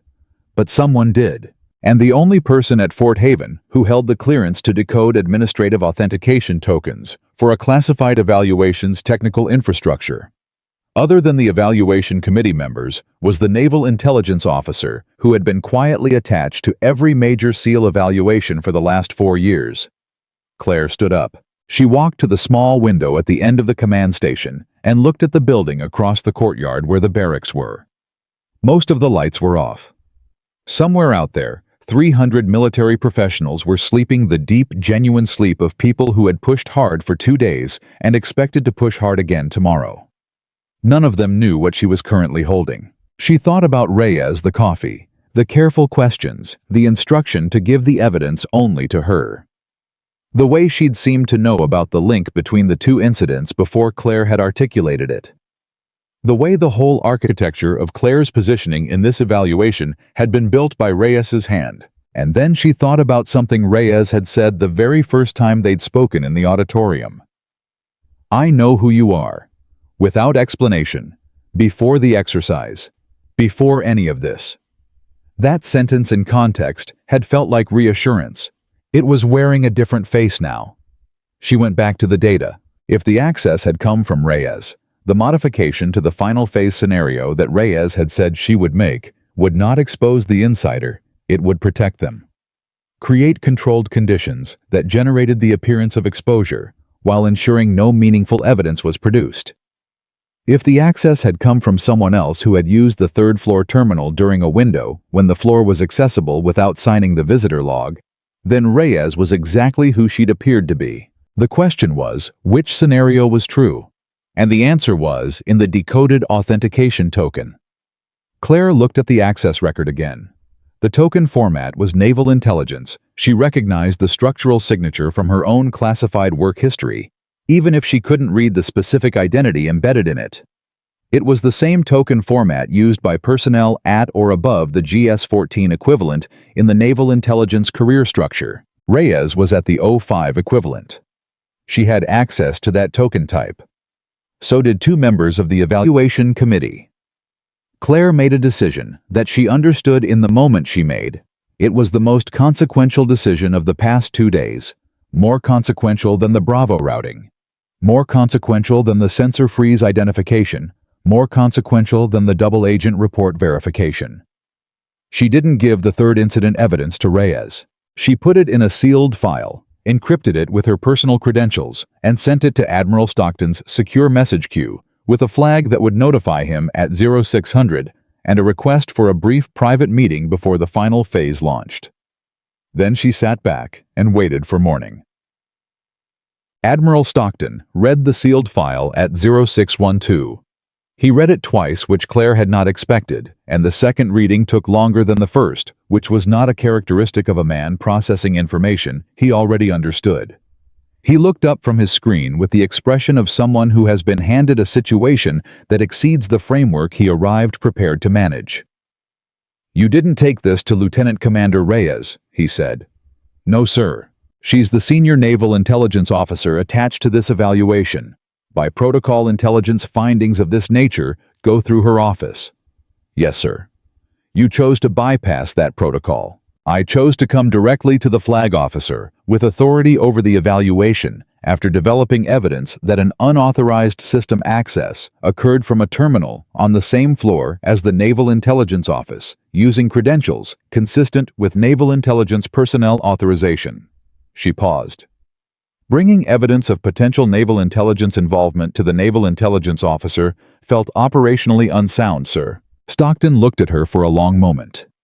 He was not a man who showed surprise, but something in his face had adjusted the careful, neutral attention of a man who is looking at a situation that is no longer what he walked into this building believing it was. "You're not accusing Reyes. I'm identifying an evidence gap that prevents me from ruling her out," Claire said. "The authentication token needs to be decoded by someone with the authority to access that credential system without going through the naval intelligence chain. That means you, sir, or above." Stockton sat back. He picked up his phone. He made a call that lasted 4 minutes, speaking in the low, compressed shorthand of very senior military officers, communicating with each other about things that require precision and brevity in equal measure. When he hung up, he looked at Claire. The token decryption will be available in 40 minutes. The final phase launches at 0700. He paused. That's 10 minutes of margin. I know, sir. If the token identifies Reyes, then the final phase modification she described making will need to be reviewed before it's executed. And if it identifies someone else, then we proceed and use Reyes's modification as planned. Claire held his gaze. But we don't execute a modification to a classified evaluation's final scenario until we know who built the access point that allowed this to happen. Stockton nodded once. The nod of a man who recognizes clear thinking when it's in front of him and doesn't require it to come packaged in the expected wrapper. Wait here, he said. The 40 minutes were the longest 40 minutes of the evaluation. Claire sat in Stockton's outer office and was still not calm, because calm would have been dishonest, but controlled in the way that people who have learned to manage the space between action and outcome learn to be controlled. She had done the analysis. She had made the decision. The next 40 minutes would tell her whether the decision was right, and there was nothing productive she could do with that interval except not make it worse. At 0648, Stockton came back through the door. His face had resolved into something she could read not easily, and not entirely, but enough. The particular stillness of a senior officer who has received unexpected information and has decided what to do with it. The token decrypts to a credential set, registered to a Captain Martin Doyle, he said. Evaluation Design Team. He is one of the 4 people with full technical access to this evaluation's infrastructure. Claire exhaled. Not Reyes. The relief was genuine and brief, because the name that had replaced it was its own significant problem. Doyle designed the sensor architecture, she said. He designed the entire technical infrastructure, Stockton said. Which means he had access to every system used in both incidents, including the authentication codes. He paused. It also means the compromised intelligence reports were generated by someone who understood exactly how they would be evaluated because he helped design the evaluation criteria. He knew what we were looking for, Claire said. He knew how to make the anomalies difficult to detect. He almost succeeded. Stockton looked at her directly. He would have succeeded if you hadn't reviewed infrastructure maintenance logs at 0347 in the morning. What was he trying to do? Stockton was quiet for 3 seconds, the specific silence of a man deciding how much to say. We believe he was testing whether the evaluation's analytical infrastructure could be manipulated to produce false performance assessments. There are parties with interest in the outcome of this evaluation who would benefit from specific results. He paused. The details are above your current clearance, Lieutenant. But what you found last night prevented a significant compromise of a classified military assessment process. The full scope of it settled over her slowly. The evaluation wasn't just a training exercise. The results were being used for something: a selection process, a strategic assessment, a funding decision. Something with enough weight that someone had gone to significant lengths to manipulate the outcome. Does Reyes know? Claire asked. Reyes has been notified as of 6 minutes ago. She is currently with security personnel. He paused at her expression. She is cooperating, Lieutenant. She had the same suspicion about Doyle that you developed. She's been building toward him from a different direction for 3 weeks. She was also aware that her own access profile put her on any reasonable suspect list, which is why she was careful about what she asked you to give directly to her. She was protecting the evidence chain, Claire said quietly. She was making sure that if her suspicion about Doyle was correct, the evidence couldn't be challenged by a conflict of interest in the collection process. Stockton looked at her steadily. She trusted you to find it independently. She trusted you to make the right call about who to give it to. Claire sat with this for a moment, the architecture of it, the careful, deliberate way Reyes had positioned both of them to produce an evidence record that would survive scrutiny. She knew you'd bring it to me, Stockton said. She told me at 02:55 this morning that if her read of you was accurate, I would be receiving a sealed file by 0400. I sent it at 0347. She was close. He almost smiled. The final phase launches in 9 minutes. Doyle has been removed from the facility. The scenario modification Reyes described has been reviewed. It was legitimate. It goes forward as designed. He paused. which means the final phase of this evaluation runs clean for the first time since it began. And Caldwell, Stockton's expression adjusted. Caldwell was briefed at 0630. He knows what Doyle did. He knows what you found. A pause. He asked me to pass something along to you. Sir. He said, tell her I'll see her at 0700, and tell her to keep doing what she's doing. Claire stood up. The morning felt different around her, lighter, in a specific way. The lightness that comes after something heavy has been correctly resolved rather than simply endured. Thank you, sir, she said. Don't thank me, Stockton said. Go run your station.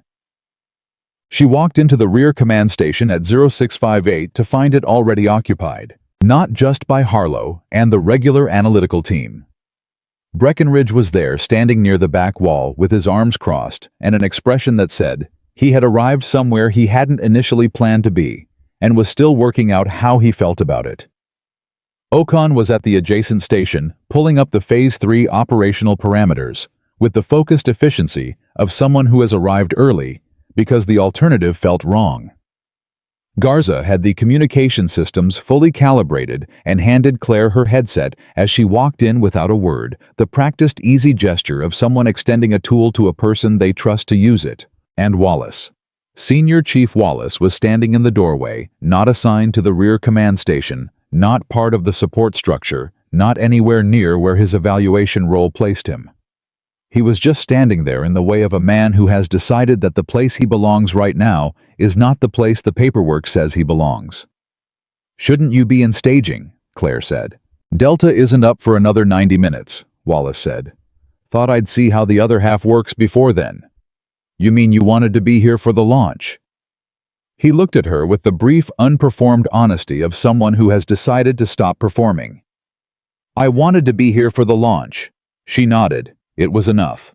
At 0700, the final phase of the evaluation launched. The scenario was more complex than anything in the previous 2 days, a multi-strand operational problem involving simultaneous objectives in 3 different sectors. A compressed timeline, a communication environment deliberately degraded from the outset, and an intelligence picture that had been seeded with 3 pieces of false information of varying sophistication. The 3 false intelligence items were the test. Find them and neutralize them before they corrupted the operational picture. Miss them and watch the mission fracture along the fault lines they created. Claire identified the first one in 4 minutes. It was the least sophisticated of the 3, a position report, with a timing inconsistency that the Phase 2 sensor freeze had trained her to recognize. She flagged it, transmitted the caution advisory, and moved to the next problem. Harlow watched her work with the ease of someone who has stopped needing to evaluate a colleague and started simply working alongside them.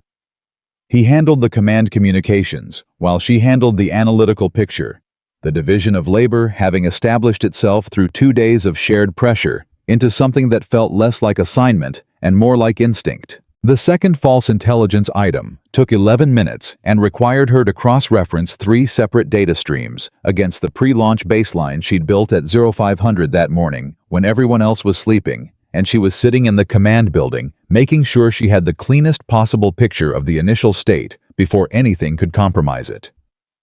You built a baseline at 0500, Ocon said, when he saw how she was using it. I built it at 0445, she said. I just finished loading it at 0500. He stared at her. When did you sleep? That's not a productive question right now, she said, and returned to the data. The second false item flagged and neutralized. 2 down. The third one was where the evaluation design team, even compromised, even with Doyle removed, had done their most sophisticated work. It was embedded in a personnel assessment update for one of the Allied Force commanders, suggesting that the officer had received unauthorized intelligence contact that compromised his operational security. The language was precise. The sourcing appeared legitimate, and the timing had been engineered to arrive during the highest tempo phase of the morning operation, when every decision-maker in the command structure would be at maximum cognitive load. If the compromised intelligence report from Phase 2 had been a test of how they handled false information about their own people. This was the final exam. And it had been designed by someone who had watched how they responded to the Phase 2 version. "It's more sophisticated," she told Harlow when she found it. "Same structural type as yesterday's double agent report, but the authentication this time uses current cycle codes. Whoever designed this built a test that assumed we'd get better at identifying it and upgraded the difficulty accordingly." "So how do you know it's false?" "Because the commander it targets just submitted a clean communication log from the last 4 hours that I verified against independent signals data at 0615 this morning. He's been on an authorized channel the entire operational period. There was no window for unauthorized intelligence contact." She paused. "They targeted someone whose alibi I happened to verify at 0615. That's not something they could have anticipated." "Luck," Harlow said. "Preparation," she said. "I verify communication baselines before exercises launch because compromised intelligence is easier to catch when you know what clean looks like before the day starts." He looked at her. "You do this every time?" "I do this every time," she confirmed. Third false item flagged and neutralized. The operational picture was clean. What happened in the next 40 minutes was something that the evaluation record would later describe in formal committee language as an exceptional demonstration of integrated analytical and command performance under deliberately degraded operational conditions. Which was accurate as far as it went. It captured the technical fact of what happened without capturing the human texture of it, the particular quality of people operating in genuine coordination. Not because they were assigned to it, but because they had spent 2 days building trust the hard way, and were now spending it on something that mattered. Bravo moved through their sector with the clean efficiency of a team that trusted the intelligence picture they were being given. Delta Wallace's team executed a complex 3-point entry on the primary objective area that required 3 separate timing calls from the rear command station, and received all 3 within the required windows. Alpha and Charlie coordinated a flanking movement in the 3rd sector that Claire had mapped at 0600 and transmitted as a suggested approach when the original plan ran into a terrain obstruction, and which the team leaders had adopted with the easy professional acceptance of operators who had learned to trust the source. At 124, all 6 teams reported objectives secured. The final phase of the evaluation was complete. The mission, which had been running inside a compromised infrastructure for 3 days, without anyone except Claire knowing the full scope of the compromise, had succeeded. The debriefing began at 1300 in the main auditorium. The same room where 3 days ago General Caldwell had stood at the front and told 300 officers that intelligence was not capability, that analysis was not execution, and that a lieutenant named Claire Dawson was not a SEAL. The room had a different quality now. Not physically same chairs, same ventilation system, same bad lighting, but the atmosphere carried the specific weight of a space where something definitive has happened, and the people gathering in it all know it. Claire sat in the same chair she'd occupied 3 days ago, midway up the left flank. She had changed into a fresh uniform and had approximately 3 hours of sleep somewhere in the past 72 hours, and was operating on the particular focused energy that takes over when the body decides to stop asking for rest, because the situation hasn't resolved itself enough to deserve any. Reyes sat down beside her. They looked at each other for a moment without speaking. "Thank you," Reyes said, "for sending it to Stockton. You knew I would. I trusted you would. Those are different things." Reyes paused. "Doyle will be separated. The evidence you built last night is what makes the case airtight. Without the 3rd incident data from the maintenance logs, the authentication token alone was circumstantial." What was he trying to accomplish? Reyes looked toward the front of the room where the evaluation committee was assembling. The evaluation results feed into a DoD assessment of Joint Special Operations Analytical Integration. Essentially, whether intelligence analysts should be formally embedded at the operational level in SEAL teams. There are parties who oppose that integration for a variety of reasons, some professional, some political, some financial. She paused. Doyle was manipulating the evaluation data to produce performance records that would undermine the case for integration. The full architecture of it settled into place. Doyle hadn't been testing the evaluation. He had been trying to corrupt the argument that people like Claire analysts with the specific skills to hold a mission together, when everything else broke down, belonged inside the operational structure rather than behind it. He had been trying to make them disappear. He had picked the wrong evaluation to do it in. Admiral Stockton called the room to attention. The debriefing began.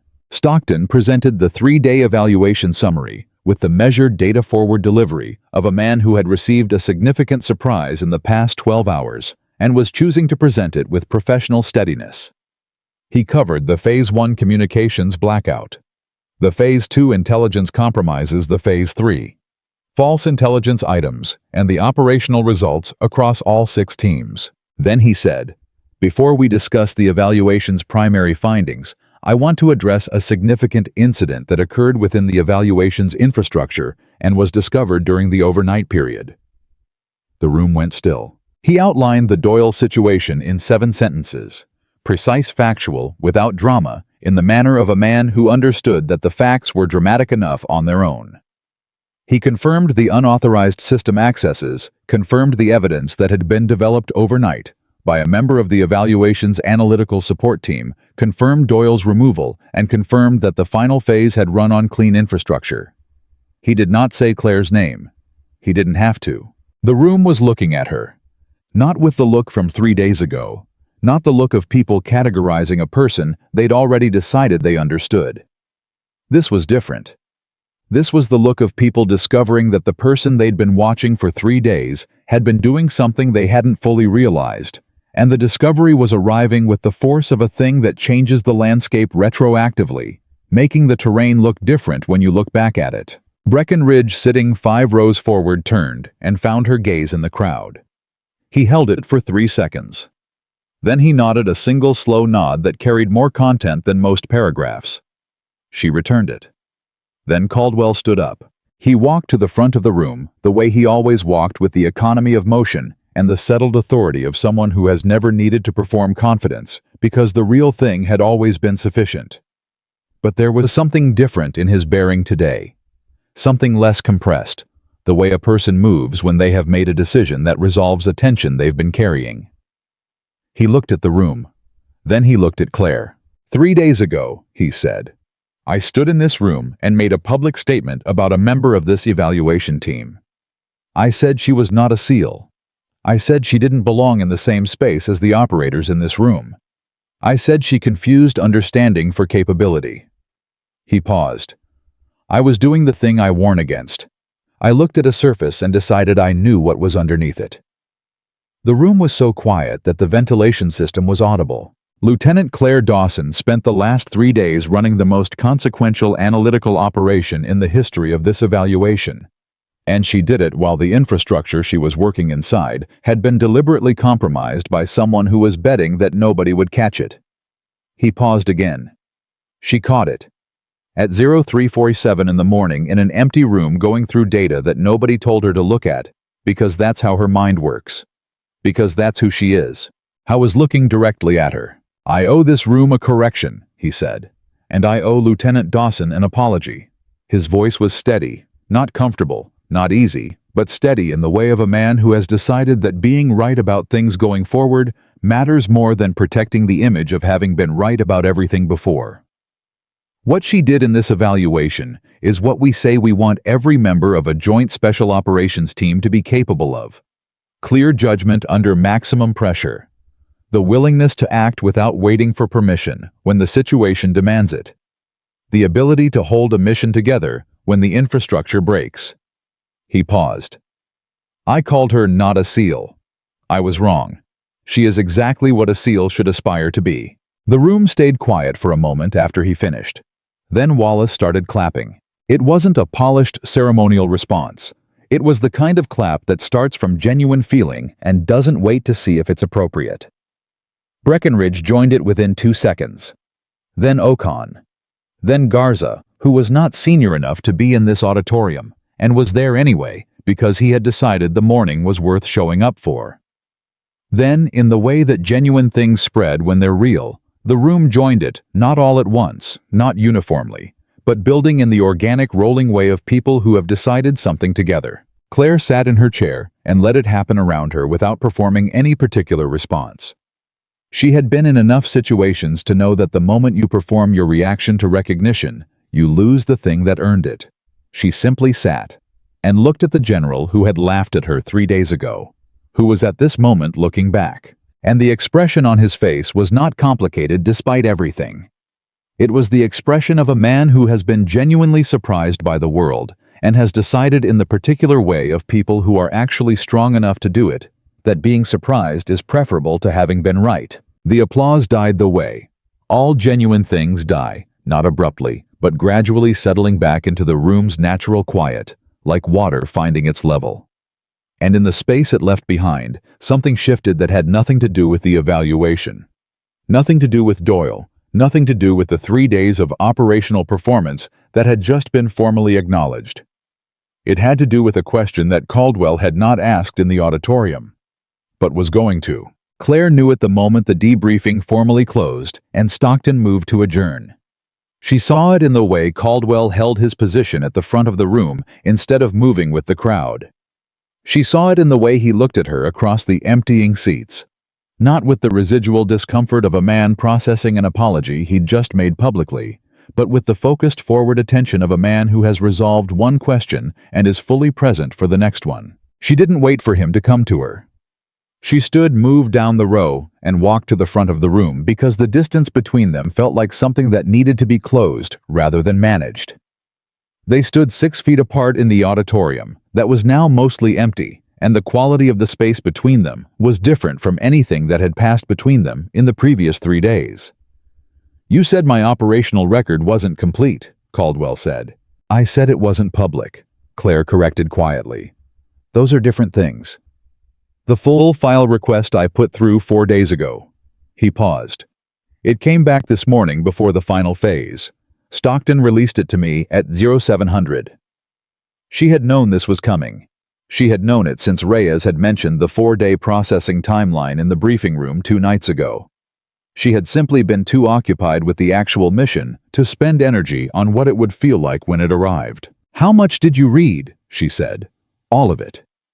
His voice had the particular flatness of someone who has been genuinely surprised by something they read, and has had several hours to absorb the surprise without fully completing the process. "The classified program, the selection, the missions." He paused.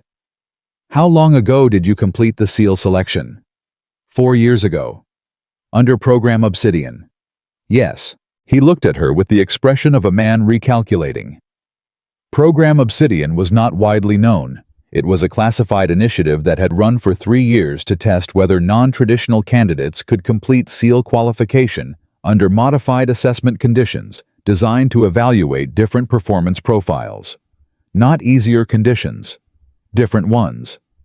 Emphasizing decision-making speed, information analysis under physical stress, and adaptive problem-solving in environments where conventional combat training was not the primary variable. 12 candidates had entered Program Obsidian. 3 had completed it. "You were one of 3, Caldwell said. "Yes." "And then you were assigned to classified operations that couldn't appear in any standard record." "For 2 years." Howe was quiet for a moment. Not the silence of discomfort, the silence of a man who is genuinely processing. "The missions in that file, the things you did." He stopped, started again. "I spent 30 years believing I had a clear picture of what operational excellence looked like, what it required, where it came from." He looked at her directly. "Your file changed that picture."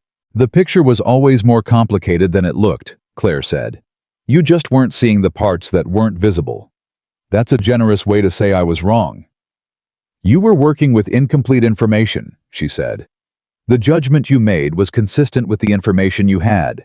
The problem wasn't the judgment, it was the information architecture that made the incomplete file look complete." Caldwell studied her for a moment. "You're doing it again." "Doing what?"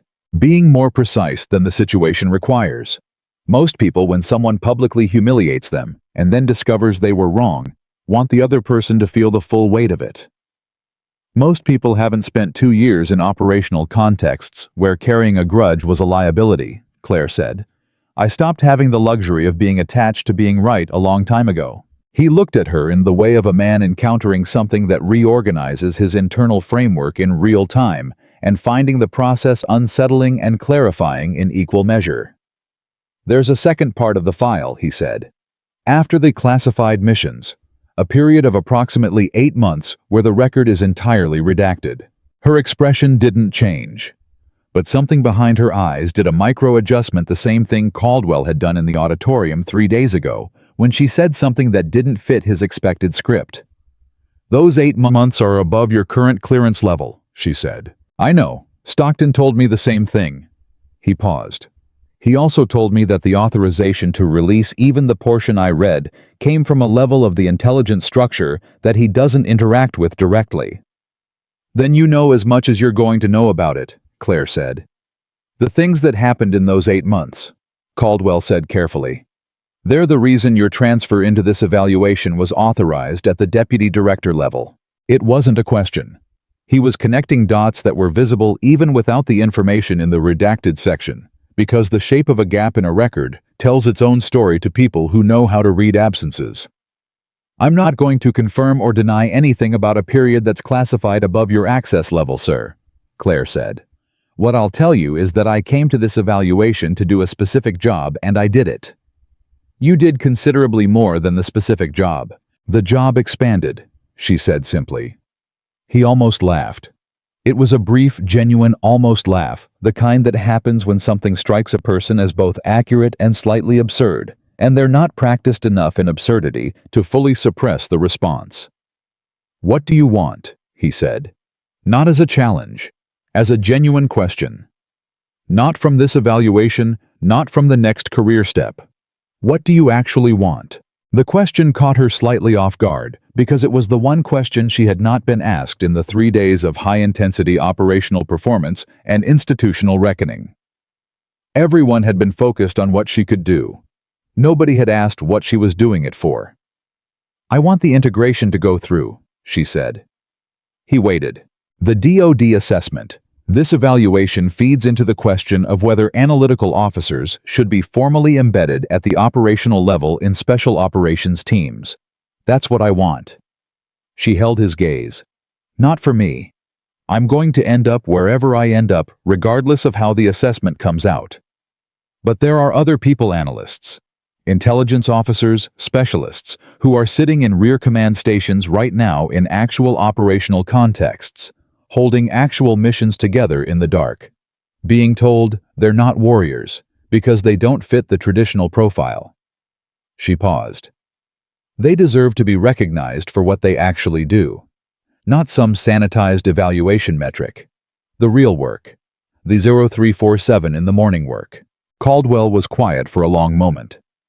The assessment recommendation comes from the evaluation committee, he said. Stockton chairs it. I'm one of 5 members. I know. My recommendation carries significant weight in the final document. I know that too. He looked at her with an expression that had traveled a considerable distance from where it started 3 days ago, from public dismissal, through reluctant attention, through the specific discomfort of a man revising a position he'd announced in front of 300 people, to something that looked in this quiet auditorium very close to respect. I'll write the recommendation this afternoon, he said. She nodded once. It was enough. What neither of them knew, standing in that auditorium, having that conversation, was that the evaluation wasn't over. Not the formal evaluation that was complete, the results logged, the data, compiled, the phase records closed. But the thing that had been running underneath the evaluation, the thing that Doyle had been part of, and that Reyes had been tracking for 3 weeks, had a dimension that hadn't been exposed yet. Claire found out at 14:45, when Reyes appeared at the door of the small office that had been assigned to her as a temporary workspace for the post-evaluation documentation. Reyes's expression was the controlled professional calm of someone managing significant information in a space where significant information needs to be managed carefully. Close the door, she said. Claire closed it. Doyle didn't act alone, Reyes said.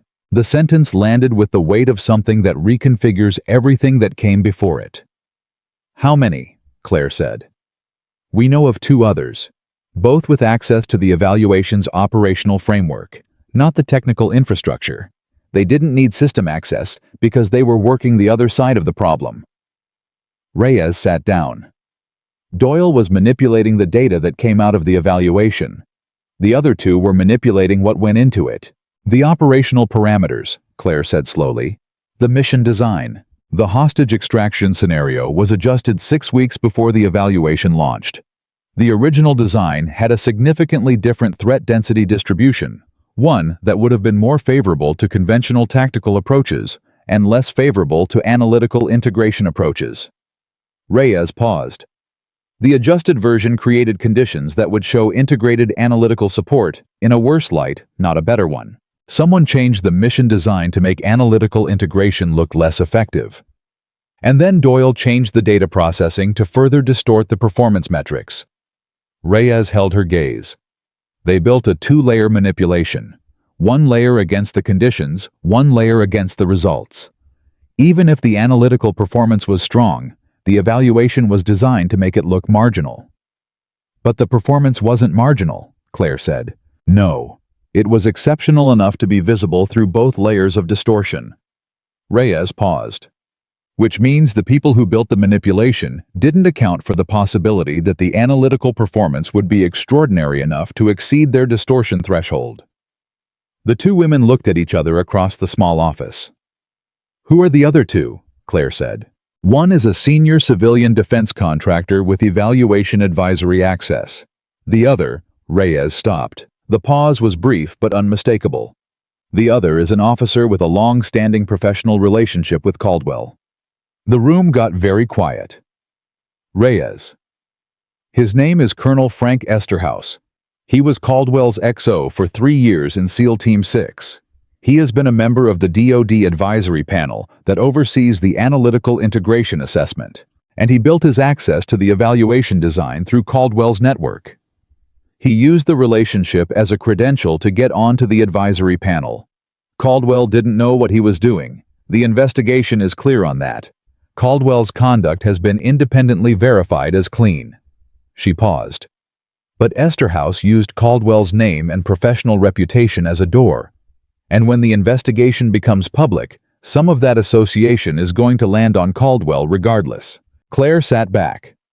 The geometry of it was almost elegant in its complexity, a conspiracy that had used the most visible skeptic in the room as unwitting cover, exploiting his legitimate professional dismissal of analytical integration to create a plausible institutional atmosphere for a technical manipulation that had nothing to do with professional opinion and everything to do with something else.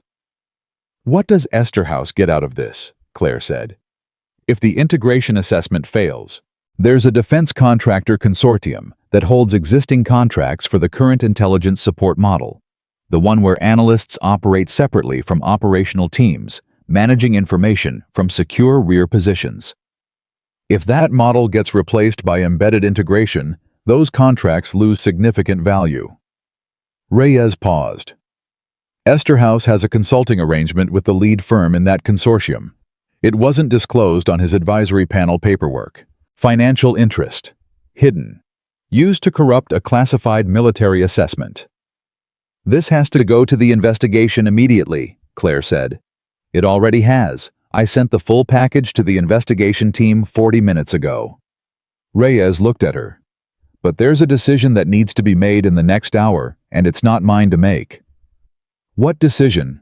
The evaluation committee is meeting at 1600 to discuss the preliminary recommendation for the integration assessment. The investigation into Doyle Esterhaus and the contractor is not yet public. The committee doesn't know yet that 2 of the 3 actors were manipulating the operational design, not just the data. She paused. If the committee makes a recommendation at 1600 based on incomplete information, not knowing that the conditions of the evaluation were themselves compromised, the recommendation is tainted. The committee needs to be briefed before 1600, Claire said. Yes, but the briefing will come from the investigation team through Stockton, and it will change the nature of the 1600 meeting significantly. Reyes held her gaze. It will also mean reopening questions about the evaluation's integrity that were considered resolved this morning. Questions that will fall on the people who ran the mission, including you. I'm not worried about that. I know you're not, Reyes said. What I'm asking is whether you're willing to be the person who delivers the information to Stockton. The investigation team needs a witness testimony from someone with direct operational knowledge of the evaluation's anomalies. They have the technical evidence. They need the operational narrative. You want me to give a formal witness statement to the investigation? In the next 45 minutes, before the committee meets, Claire stood up. She didn't hesitate, not because she wasn't feeling the weight of what she was being asked to step into, but because hesitation was a form of decision she'd learned was almost never the right one. "Where do I go?" she said.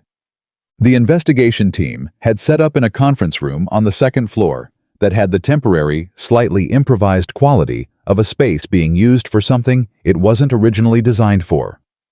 3 investigators, a legal officer, and a recording system that looked like it had been transported from somewhere else in the last several hours. The lead investigator was a woman named Major Adrienne Cole Sharp, direct with the particular professional efficiency of someone who has interviewed a significant number of people in high-stakes situations and has refined the process down to its essential components. "Lieutenant Dawson," she said when Claire sat down, "we have the technical evidence from the system logs of the authentication records and the communication intercepts.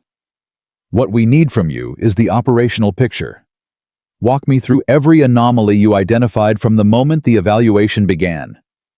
Claire walked her through it. She was precise, sequential, and complete. She described the communications blackout identification, the behavioral evidence that distinguished it from a technical failure, the Phase 2 sensor, freeze the double-agent false intelligence, the Phase 3, false intelligence items, and the third incident discovery in the infrastructure maintenance logs at 0347. She described every decision point, every piece of reasoning, every moment where she had acted on analysis rather than certainty, and what the margin of error had looked like from inside each of those calls. It took 22 minutes. When she finished, Cole looked at her legal officer, then back at Claire. "You identified the communications blackout as deliberate within the first 12 minutes. The pattern was inconsistent with a cascade failure," Claire said. "You had no technical evidence at that point. You were working entirely from behavioral pattern analysis of the failure itself." "Yes. And you made operational calls redirecting teams using unauthorized channels on the basis of that analysis." "Yes. Knowing that if you were wrong, the evaluation mission would be significantly damaged. The cost of inaction was higher than the cost of being wrong," Claire said. "That calculation holds for every call I made during the blackout period." Cole studied her for a moment. "You found the Doyle access record in infrastructure maintenance logs that nobody else reviewed. I review infrastructure logs before I sleep in unfamiliar operational environments. It's a habit. A habit you developed where—" Claire paused for exactly the right length of time. "In environments where the interesting information was usually in the places people didn't think to look."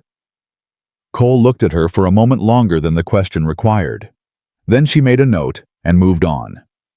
The testimony was concluded at 15:47, 13 minutes before the committee meeting. Cole looked up from her notes.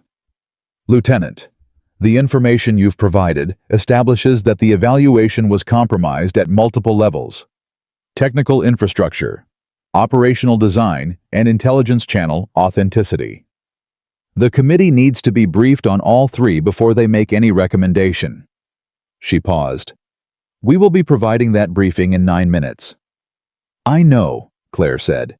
"The briefing is going to open significant questions about the validity of any assessment recommendation made on the basis of this evaluation. I know that too. Some of those questions are going to require additional evaluation activity to resolve." Claire looked at her steadily. "Are you telling me the integration assessment is going to be delayed?" "I'm telling you that the committee will need to determine the appropriate path forward given the compromised conditions." Cole paused. "That path might involve additional assessment. It might involve a direct recommendation based on the documented performance, despite the compromised conditions. I don't know which the committee will choose." "What would you recommend?" Claire said. Cole looked slightly surprised by the direct question. Then she said with the precision of someone choosing words carefully, "I would recommend that the committee consider whether the documented performance which exceeded the manipulation's distortion threshold by a sufficient margin constitutes evidence strong enough to support a recommendation despite the compromised conditions." She paused. "But that's not my call." "No," Claire said. "It's Caldwell's." The committee meeting lasted 90 minutes. Claire was not in the room. She sat in the corridor outside in a chair against the wall with nothing to do for the first time in 72 hours. The absence of immediate problems to solve had a disorienting quality. Her mind kept reaching for the next data point, the next anomaly, the next decision window, and finding only the low institutional hum of a building going about its regular business around an extraordinary situation happening in one of its rooms. Breckenridge appeared at the corridor junction at 1637, moving with the purposeful direction of someone going somewhere specific and then slowing when he saw her sitting there. He stopped. She looked up. "You gave testimony," he said. It wasn't a question word traveled fast in a facility where everyone had security clearance and nobody had enough to talk about anything interesting outside of what was actually happening. "Yes." He looked at the closed committee room door, then back at her. He leaned against the opposite wall with his arms crossed, a posture that on Breckenridge read as something between casual and carefully considered. "What's going to happen in there?" he said. "The committee decides whether the evaluation record is sufficient to support the integration recommendation or whether additional assessment is needed. And if they want additional assessment, then they design another evaluation and we do this again." He was quiet for a moment. "Would you do it again?" She considered the question honestly. "Yes. After everything." "The purpose doesn't change because the conditions were difficult," she said. "If the integration goes through, it changes how analysts are treated inside special operations teams for the next 20 years. That's worth doing again." Breckenridge looked at her with the thoughtful steadiness of someone who has had a significant number of his existing assumptions revised over the course of a short period, and has decided to engage with the revision rather than resist it. "3 days ago," he said, "I sat down next to you in that auditorium and wrote you off in approximately 45 seconds. I know. I've been doing this job for 15 years. I'm supposed to be better at reading people than that." "You read what was visible," she said. "The rest wasn't visible." "That's..." He stopped. "You're doing that thing again, where you're more generous to the person who misjudged you than most people would be." "Would it help if I was less generous?" "No," he said. "It's just unexpected." He paused. "What I saw over the last 3 days, the blackout response, the sensor freeze, the false intelligence identification, the Doyle discovery. I've been in this community for 15 years, and I have never seen anyone work a degraded information environment the way you did." She didn't answer. Not because the statement didn't land. It did in the particular place where recognition from people who understand what they're recognizing lands differently than recognition from everyone else. But because she didn't have a response that would add something meaningful. "What's the classified part?" Breckenridge said. "The part of your file that nobody can read." "Classified," she said. "I know it's classified. I'm asking anyway." She looked at him for a moment. 8 months in a context where the information environment was so severely compromised that every operational decision was made on analysis alone, with no physical intelligence confirmation available. Working with a team of 3 people in conditions that I can't describe further than that. She paused. "The habits I developed in those 8 months are the habits that looked unusual here." He absorbed this. How bad was it? Bad enough that this evaluation felt by comparison relatively manageable. He stared at her. Relatively. "The communications were only down for 61 minutes, she said. "I've worked in environments where they were down for considerably longer." The corridor was quiet for a moment. "I owe you an apology," Breckenridge said. It came out with the directness of someone who has decided to say something and is saying it cleanly rather than building up to it. Not for the 45 seconds in the auditorium, that was just bad pattern recognition. For later. After Caldwell made the public statement, I let it stand without saying anything, and I had enough information by that point to know it deserved pushback. She looked at him.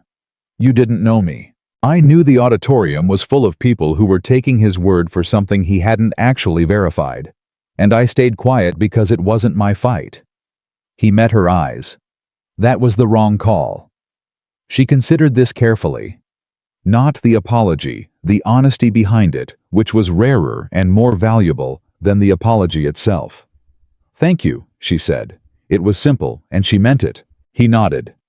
Then, in the way of someone moving out of a serious moment, before it becomes heavier than either party wants it to be. For what it's worth. The Delta split approach call.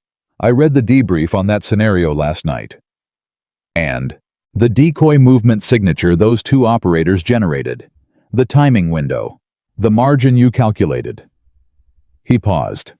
That was the most precisely engineered operational solution I've seen produced in an evaluation context. The margin you calculated was 3%, and they hit 3%. They hit 73%, she said. I needed 70. You built a solution with a 3% tolerance, and it executed to spec. He shook his head slowly. That's not analysis. I don't have a word for what that is. It's practice, she said. Just in a different discipline than yours. He looked like he was going to say something else. Then the committee room door opened. Stockton stepped into the corridor. He looked at Claire. The committee has reached a decision, he said. She stood up from their chair and straightened her uniform and followed Stockton into the committee room, and the feeling inside her as she crossed that threshold was not what she would have predicted 3 days ago if someone had asked her to imagine it. It wasn't triumph. It wasn't relief. It was something quieter and more fundamental, the feeling of having been in a situation where the work mattered, and having done the work and arriving at the outcome with nothing left undone that she could have done. The committee was assembled around the table, Stockton Caldwell, and 3 other senior officers whose faces she had seen over the past 3 days without having had direct interaction with them. She stood at the end of the table. Caldwell was looking at her. His expression was settled, resolved in the way that a man's face resolves when he has made a decision that he is certain about and is past the process of making it. Stockton spoke first. The committee has reviewed the evaluation record, the investigation team's preliminary findings, and the evidence of operational compromise at both the technical infrastructure and design levels. We have concluded that. He paused, the brief pause of someone making sure the words that follow are the right ones. The documented analytical performance throughout the 3-day evaluation, including under conditions of deliberate infrastructure compromise, constitutes sufficient evidence to support the integration assessment recommendation without additional evaluation. The decision had gone the right way. She held very still. Furthermore, Stockton continued, the committee is formally recommending that the DoD Analytical Integration Initiative be implemented across all Joint Special Operations teams with a priority deployment timeline. He looked at her directly. The committee's recommendation will specifically cite the performance record of this evaluation as the primary evidentiary basis. She let the words settle before she spoke. Thank you, sir. Don't thank the committee, Caldwell said. It was the first time he'd spoken, and his voice carried the particular directness of a man who wants what he says next to be heard exactly as he means it. Thank yourself. You built this case, not us, you. She looked at him. The man who had laughed at her in a room full of 300 people 4 days ago was looking back at her with something that had no performance in it at all, just the clean, uncomplicated expression of someone who had arrived somewhere true. You asked me a question in the auditorium, she said. What makes you think you belong here? I remember. The honest answer is that I never needed to belong here. I needed to do the work that needed doing in the place where it needed to be done. She paused. The belonging follows. It always does. Caldwell was quiet for a moment. Then he said, the evaluation committee also has a secondary recommendation. He looked at Stockton briefly, then back at her. We are recommending that the program Obsidian alumni, all 3 individuals who completed the classified selection, be formally reviewed for operational integration roles within SEAL team structures, not support roles, operational. The room held very still. She hadn't expected this. She had walked in expecting the integration recommendation. She had not walked in expecting what was being said. Now the formal committee-level acknowledgement that the classified selection had produced operators who belonged not behind the glass, but through it. That will require Deputy Director authorization, she said carefully. It's already been requested, Stockton said. She looked at both of them. At the faces of the other 3 committee members who were watching her with the particular attention of people observing a moment that will become a reference point. I have one question, she said. Stockton nodded. The other 2 people who completed Obsidian. Do they know this is being recommended? They will be notified today, Stockton said. She thought of 2 people she hadn't seen in 3 years. 2 people who had gone through the same 8 months she had gone through, who were sitting right now in whatever assignment their classified record had placed them in, doing the same invisible work in the same invisible way, being told by the same institutional systems that they were support and not soldiers. They were about to be told something different. The weight of that, not for herself, but for them, was the thing that finally briefly broke through the controlled surface she'd been maintaining for 72 hours. It lasted approximately 2 seconds. Then she brought it back because there was still work to do, and a room full of people watching, and the moment required steadiness more than it required feeling. Thank you, she said, to both of them, to all of them. And what she meant, though she didn't say it because it was too large and too honest for the formal space of a committee room, was not just thank you for the recommendation or the recognition or the correction of a public error made 3 days ago in a room full of witnesses. What she meant was, thank you for being willing to look at what was actually there instead of what you expected to find.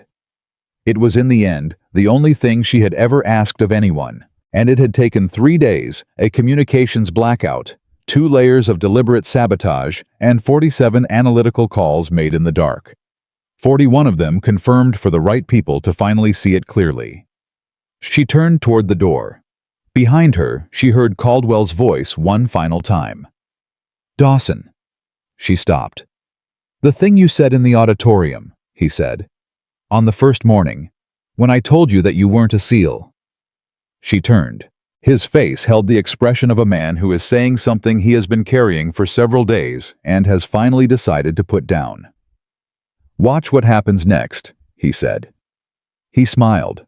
Not the controlled professional smile of a general managing a public moment. A real one. Brief, unguarded, the kind that happens when something strikes a person as both entirely unexpected and exactly right. I watched, he said. I won't make that mistake again. She walked out of the committee room, and the corridor hit her like a wall of ordinary air after 3 days of something compressed and pressurized and relentless. The institutional sounds of Fort Haven. The distant radio traffic. The boots on concrete. The ventilation system, doing its perpetual indifferent work, came back into focus with the particular clarity of things that have been background noise for so long. They become audible again only when the foreground finally goes quiet. Breckenridge was still in the corridor. He had not left. He was leaning against the wall in the same position she'd left him in, and she understood, in the way you understand things about people after you've watched how they move through hard situations, that he had stayed deliberately. Not to find out the result he could have gotten that later. He stayed because he had decided that this was a moment that deserved a witness who wasn't going to make it official. He looked at her face and read it the way operators read everything fast. Functional, looking for the information that matters. It went through, he said. It went through, she confirmed. He exhaled. It was a small sound, contained the kind of exhale that carries significant weight precisely because the person releasing it is not in the habit of letting weight show. Both recommendations, she said, the Integration Initiative and the Obsidian Review. I was quiet for a moment. Then, the other 2, from the program. They'll be notified today.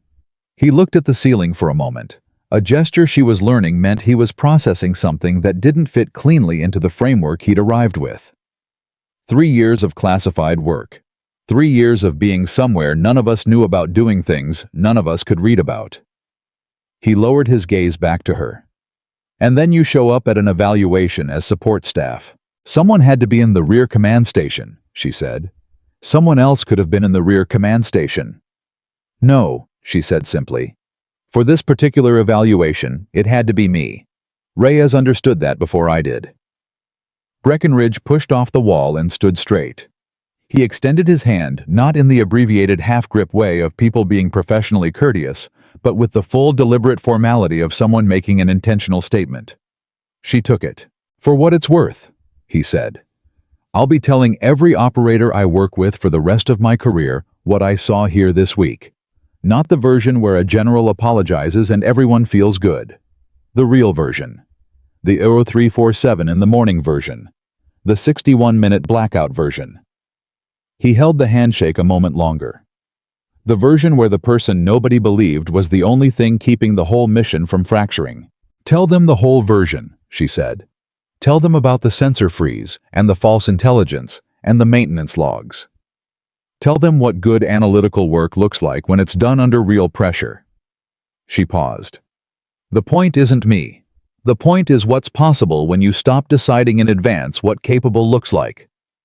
He released her hand and nodded once, the nod of a man who intends to remember something. Then he walked down the corridor and turned the corner and was gone. And Claire stood alone in the quiet, for the first time in 3 days, with nothing immediately requiring her attention, and let the stillness exist for exactly as long as it needed to before she moved. She found Reyes in the third-floor briefing room, the same room where 2 nights ago they had sat across from each other with cold tea and the weight of something that hadn't yet been named. The tea was gone now, but the weight was different, resolved, rather than pending the difference between carrying a question and carrying an answer. Reyes was at the table with a secure laptop and the focused, organized energy of someone closing out a significant operational record. She looked up when Claire came in and closed the door. "Committee approved both recommendations," Claire said. Reyes nodded slowly. Not with surprise, with the particular satisfaction of someone who built something over a long period and is watching it arrive at its intended destination. "Stockton called me 20 minutes ago. You knew before I walked in. I wanted to hear it from you." She paused.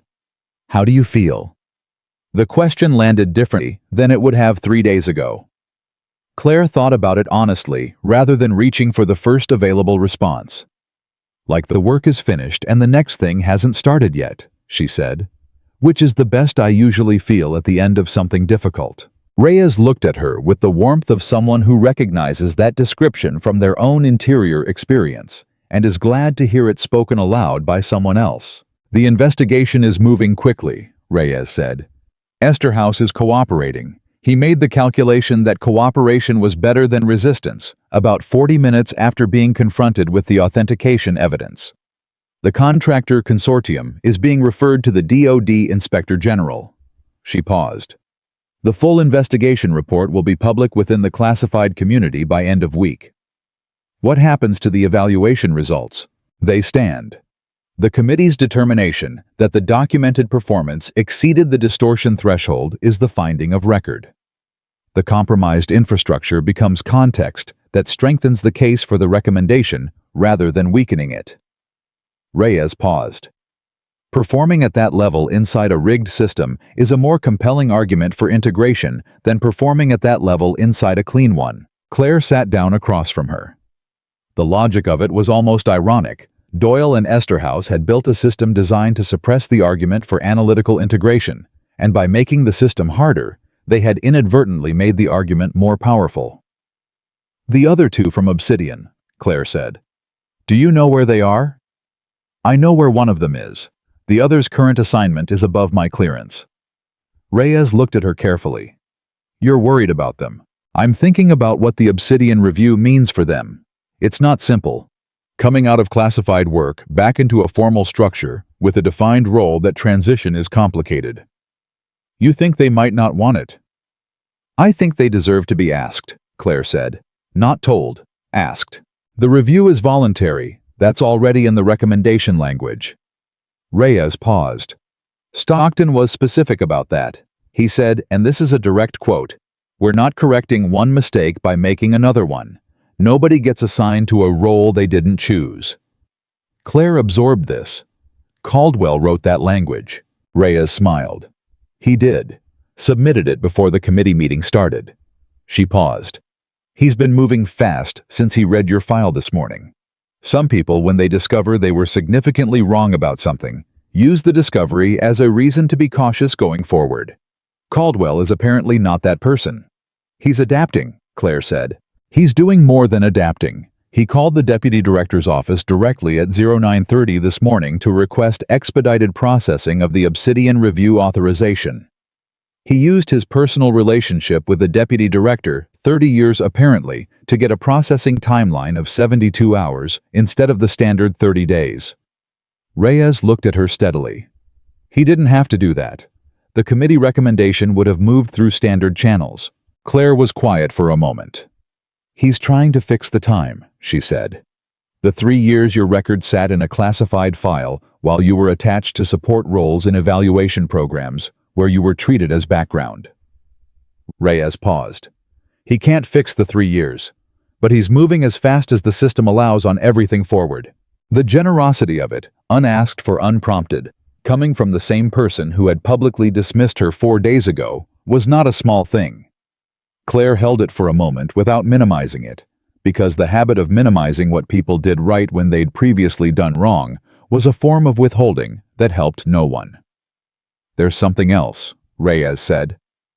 The tone shift was small, but perceptible, the half-step adjustment of someone moving from resolution to something unresolved. Claire waited.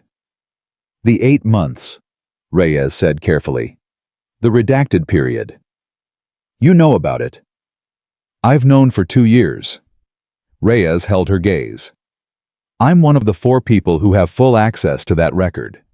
It's part of why I built the evaluation positioning around you specifically. She paused. Claire. The deputy director's office isn't just processing the Obsidian review. They're also reviewing the redaction status of your 8-month record. The room got very quiet. Why? Claire said. Because the investigation into Doyle and Esterhaus opened a procedural review of the evaluation's full personnel record, and the procedural review flagged your classification level as potentially inconsistent with your current assignment profile. Reyes paused. In plain language, someone above the deputy director level has decided that keeping your complete record classified at this point creates more institutional problems than it solves. They want to declassify it, partially. The specific operational details stay protected. But the fact of the 8 months, what you were doing, in what capacity, at what operational level, would become accessible to the senior military leadership who interact with your career record. She paused. Which means the people who make decisions about your role, your assignments, your place in the operational structure, they would have the complete picture. Claire looked at her across the table. The full weight of what Reyes was describing was not the bureaucratic technicality it might sound like to someone outside the world they both lived in. A partial declassification of the 8-month record meant that every senior officer who had ever looked at her file and seen only the intelligence analyst, only the support staff, only the person without combat decorations or battlefield credentials would see something different. It meant the gap in her record that had been doing its invisible damage for 3 years, shaping how people read her before she walked into any room, would close. When? She said. 72 hours, same timeline as the Obsidian review. Reyes paused. They're processing them together. Claire sat back. The future arrived in the room in a way that was almost physical, not as a single clear image, but as a shift in the quality of the possible, the way the light changes before a storm breaks. 3 days ago, she had walked into Fort Haven as someone nobody had bothered to look at carefully. In 72 hours, she would be someone whose record told the truth. Not all of it, some truths stayed classified regardless, but enough. Enough to change the first 30 seconds of every future room she walked into. Enough to make the question, "What makes you think you belong here?" answerable by the file before she opened her mouth. "How do you feel about that?" Reyes asked. Claire thought about it. "I spent 3 years being careful not to care too much about being seen accurately," she said, "because caring about it was a form of dependency on something I couldn't control." She paused. "I don't know yet how to feel about the thing I stopped needing suddenly becoming available." Reyes nodded, not in agreement, in recognition. "You'll figure it out," she said. You figure most things out. Usually between midnight and 0400, Claire said. Reyes laughed. It was a genuine, unguarded sound, the laugh of someone who has been careful and controlled for several consecutive days, and is very glad to have a reason to be neither. Get some sleep, she said. Real sleep, more than 3 hours. After I finish the post-evaluation documentation. I'll finish the documentation, Reyes said. You've done enough for 1 week. She didn't go to the barracks immediately. She went to the rear command station first, the room where she had spent most of the past 3 days, where she had built the operational pictures that kept 6 teams functional through a compromised exercise, where she had found the evidence that exposed a conspiracy designed to bury the argument for everything she represented. The room was empty. The equipment was powered down. The paper map with its handwritten notations was still spread across the right side of her workspace, exactly where she'd left it, which meant nobody had been in since the final phase concluded.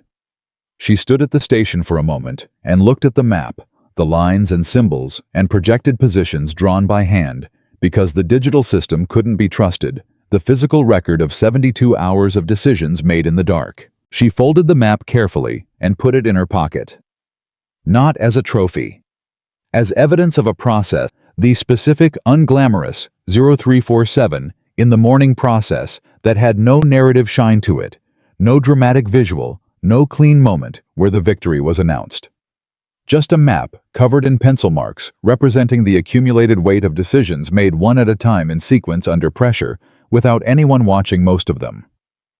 She turned off the station's emergency lights and walked out. In the corridor she passed Garza, the young petty officer who had helped her calibrate the communication systems on the second morning without being asked.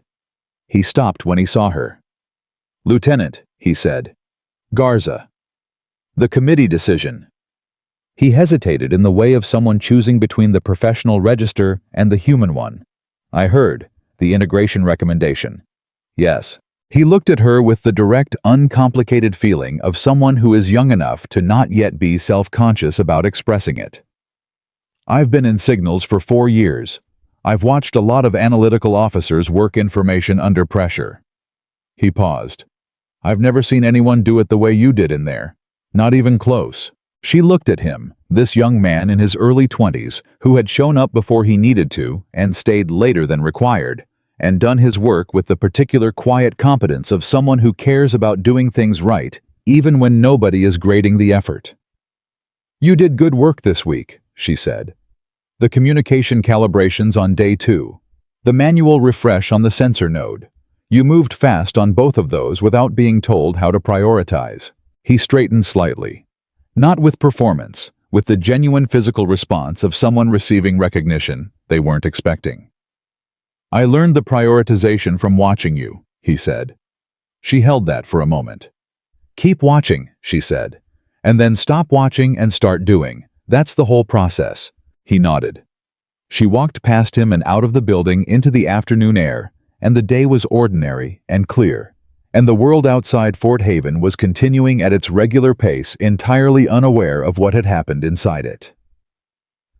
The notification came at 1900. She was in her quarters, actually resting for the first time, horizontal eyes closed, not sleeping yet, but allowing the possibility when her secure phone signaled. She read the message twice. It was from the Deputy Director's office. 2 paragraphs. Professional, precise, the compressed language of official communication that carries significant content in minimal words. The first paragraph confirmed the Obsidian operational review had been initiated, and that all 3 participants would receive formal notification within 24 hours, requesting their voluntary input on the proposed integration roles. The second paragraph confirmed that the partial declassification of her 8-month operational record had been approved at the flag level and would be processed within 72 hours. At the bottom, in a field that was normally used for administrative processing notes, was a single line that was not administrative and not processing and had no business being in that field. "Outstanding work this week, MV." The initials belonged to a person she had worked alongside during the 8 months. Not a superior. A colleague. Someone who had been in the same dark spaces she had been in and had come out the other side, and had apparently been watching from whatever assignment they were currently in, at whatever level they were currently operating, and had found a way to say so in the one place she would see it. She stared at that line for a long time.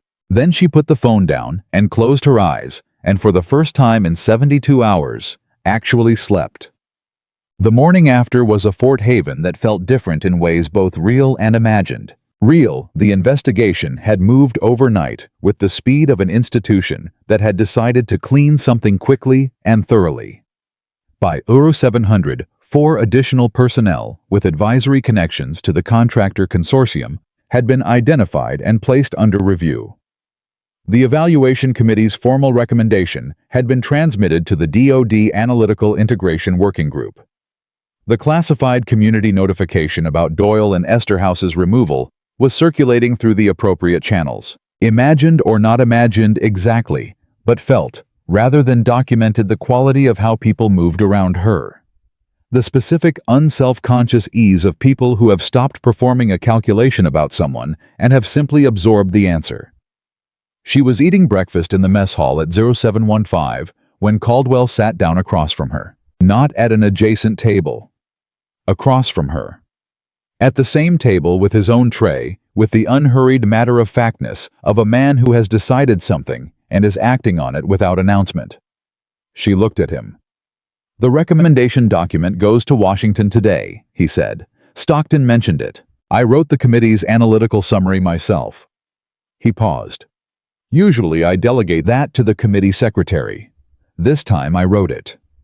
He looked at her steadily. "I wanted the language to be precise." "How precise?" she said.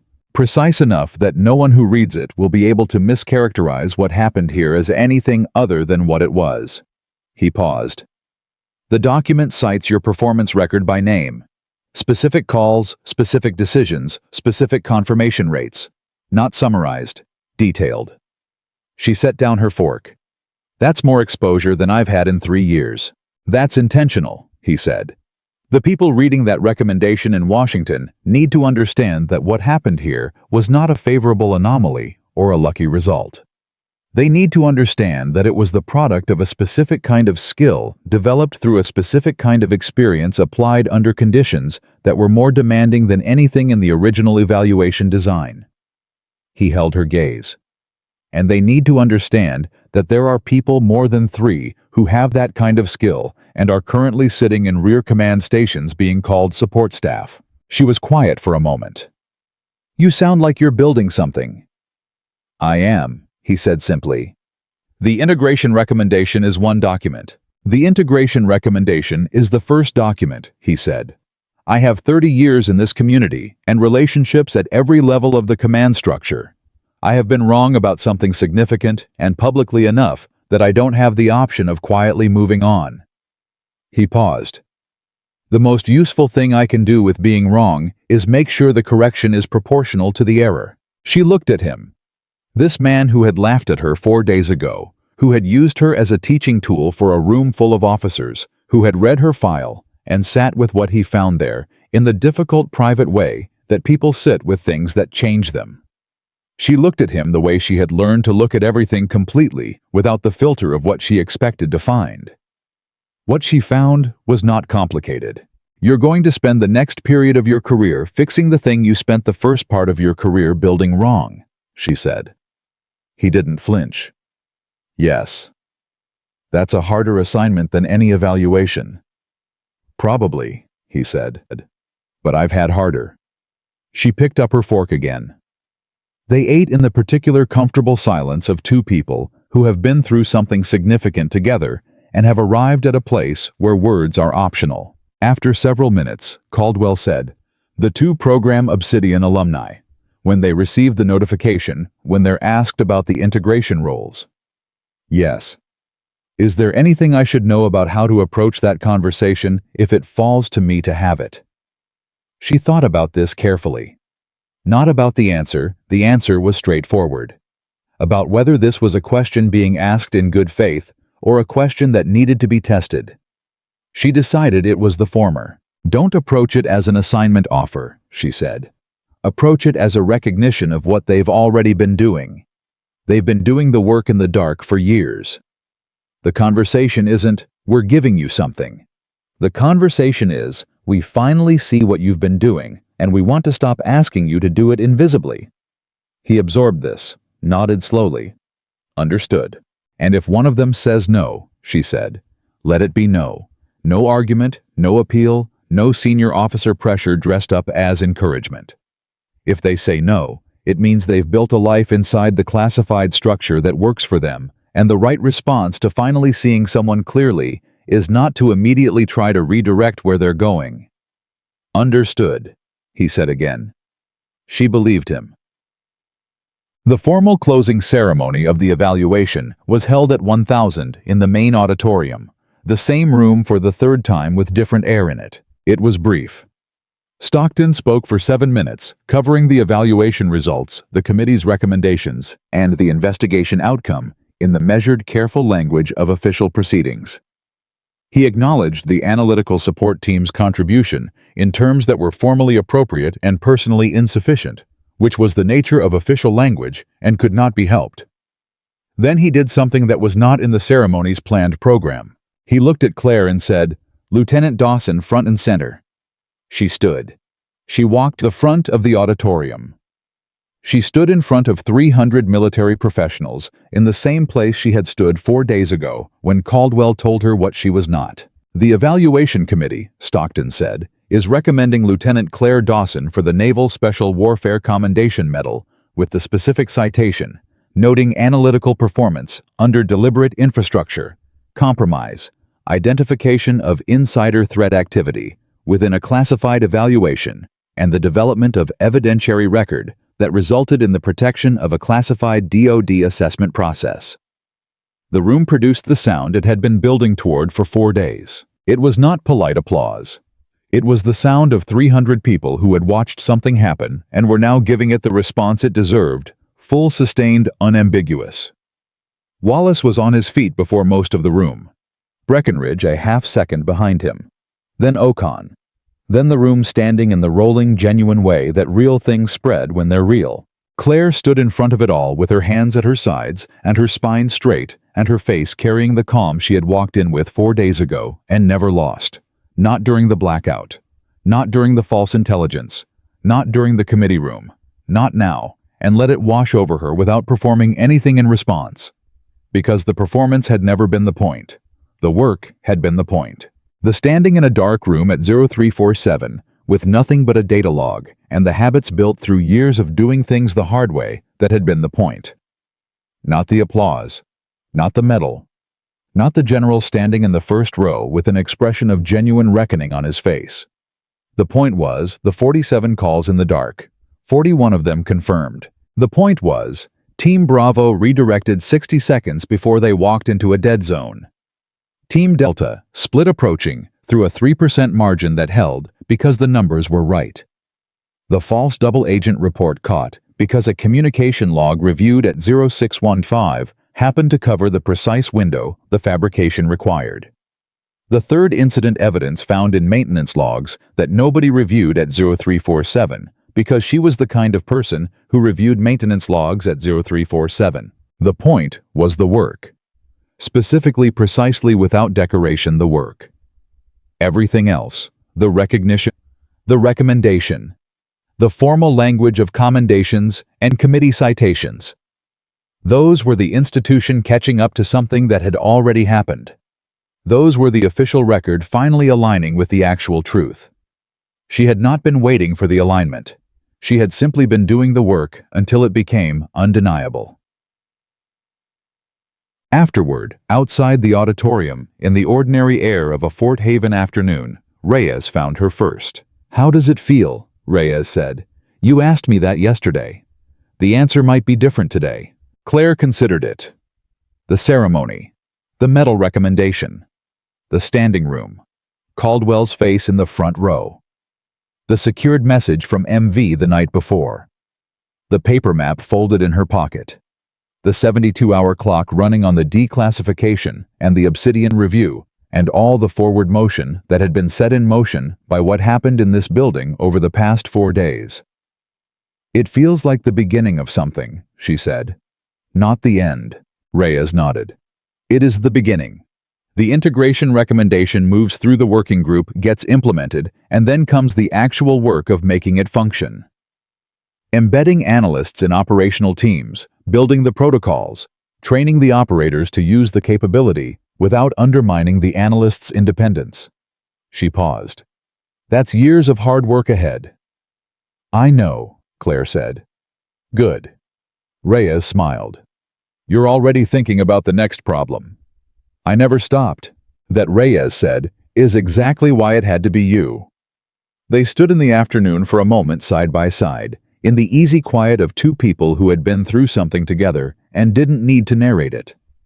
Then Wallace appeared, his characteristic directness, bringing him straight to her without the social maneuvering of most social situations. The Delta team wants to buy you a drink, he said. All 6 of them. Tonight. I don't drink, Claire said.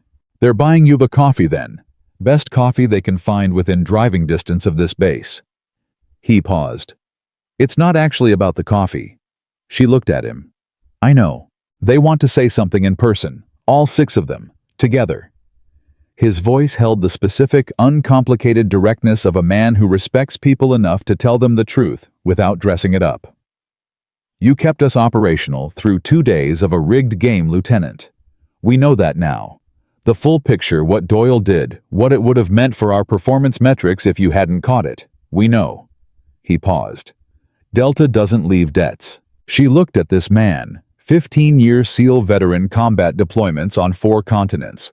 The kind of operational record that made the word warrior mean something, and thought about what it had taken to build the moment where Senior Chief Wallace was standing in front of her saying, Delta doesn't leave debts. It had taken 47 calls made in the dark. It had taken 3 days of doing the work while someone else laughed at the idea of her doing the work. It had taken not arguing, not defending, not performing competence for an audience. Just being competent consistently under conditions designed to make consistency impossible. Tell Delta Coffee, she said. And tell them the debt is cleared the moment they pass on what they learned here to the next analyst, who gets assigned to a rear command station and told to stay out of the way. Wallace looked at her for a long moment, with the expression of a man who has just received instructions he considers both fair and slightly more thoughtful than he expected. Copy that, he said. He walked away. Breckenridge appeared from her left. He's going to tell every SEAL he trains for the rest of his career that story, he said. Good, she said. The coffee will be terrible, by the way. The nearest decent coffee to Fort Haven is 40 minutes out. Then I'll drink terrible coffee and be grateful for the company, she said. He laughed, unguarded, the laugh of a man who has had a significant number of his certainties revised over 4 days and has arrived at the other side of it lighter rather than heavier. Then he said quietly, for what it's worth. What you said in the auditorium on day 1. Watch what happens next. I've been thinking about that sentence since you said it. Why? Because most people say things like that as defiance, as a kind of armor. He paused. You said it like a statement of fact, like you already knew, like the outcome was already determined, and you were just giving us the option of watching it arrive. She thought about that for a moment, whether it was true, whether she had known, whether the certainty she had felt in that moment was the real kind, or the performed kind. I didn't know the outcome, she said honestly. I knew what I was going to do. The outcome follows the doing. It's not guaranteed, but it's probable. I said, watch what happens next. Because I intended to do the work, and I trusted that the work would produce something worth watching. And if it hadn't, he said, if Doyle's manipulation had been more complete, if the committee had gone the other way, then the work would still have been the right thing to do, she said. The outcome doesn't validate the work validates itself. Breckenridge stood with that for a moment. Then, I'm going to be thinking about that sentence for a long time too. Good, she said. It's a useful thing to think about. The day wound down, the way all extraordinary things eventually do, into the ordinary rhythms of logistics and paperwork, and people making travel arrangements, and units returning to their home bases, carrying the weight of something they would spend months processing. Claire packed her workspace in the rear command station with the same methodical efficiency she had set it up with 3 days ago. Every piece of equipment calibrated back to neutral. Every reference document filed. Every communication channel logged and closed. She put the annotated evaluation framework, 29 pages, every page marked in her own hand, into her case. She took the folded paper map from her pocket and looked at it one final time. The pencil marks. The projected positions. The handwritten timing windows and routing adjustments and threat assessments made in a room that was supposed to be background by a person who had been told she was support staff. She put it back in her pocket. At the door of the command station, she stopped and looked at the room one last time. The empty workstations. The dark monitors. The chair she had been sitting in at 0347 when she found the evidence that changed the outcome of a classified DoD assessment. The ventilation system doing its perpetual indifferent work. She turned off the lights. In the corridor, she walked toward the building exit, past the doors of rooms where 3 days of consequential work had happened, past the plaques she hadn't stopped to read on day one, and still didn't stop to read now, through the main atrium, and out into the late afternoon, where Fort Haven was doing what military installations do at end of day, releasing people back into the non-institutional version of themselves. The version that has families and habits and preferences, and all the ordinary human texture that uniforms temporarily set aside. She reached her vehicle, stood beside it for a moment.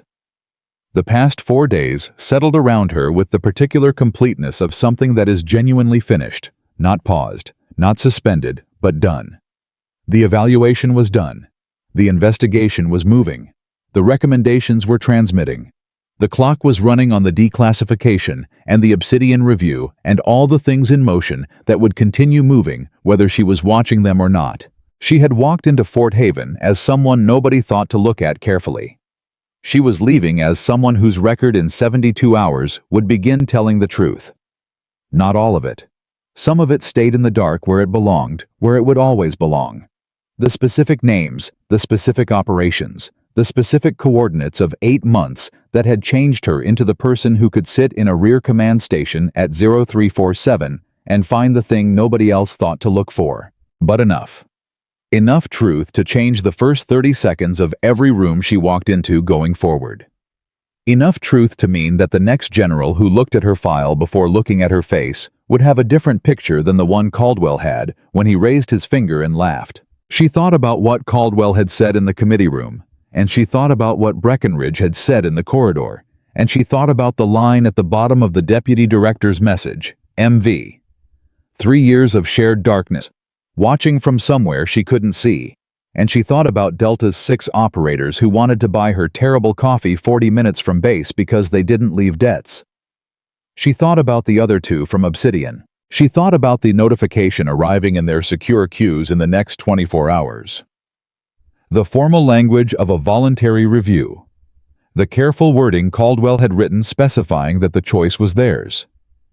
She thought about what it would feel like to receive that message after 3 years of invisible work. 3 years of being classified out of the conversation about your own capability to receive it, and understand that something had moved, that the institution had finally looked at the gap in its own record, and decided the gap was the problem, not the people the gap was obscuring. She hoped they would feel what she felt now. Not triumph, not vindication. Those were the right feelings for people who had been fighting for recognition and finally received it. She hadn't been fighting. She had been working. What she felt was simpler and more solid than triumph. It was the feeling of having been exactly where the work needed her to be, doing exactly what the work required for exactly as long as it took, and the work having mattered. That was enough. That had always been enough. She got in her vehicle and drove toward the gate of Fort Haven, past the guard post, where a young sentry checked her credentials with the automatic efficiency of someone performing a familiar task, and out onto the road that led away from the base and back into the world that didn't know what had happened inside it this week. The paper map was in her pocket. The 47 calls were in the record. And the woman who had been told she was not a warrior, who had stood in front of 300 people and absorbed that verdict without flinching, without arguing, without performing any response, other than 4 words spoken in the particular tone of someone who already knows the answer, drove out of Fort Haven, carrying the quiet, unshakable certainty of a person who has always known exactly who she was. She had simply waited for the world to catch up. And now, finally,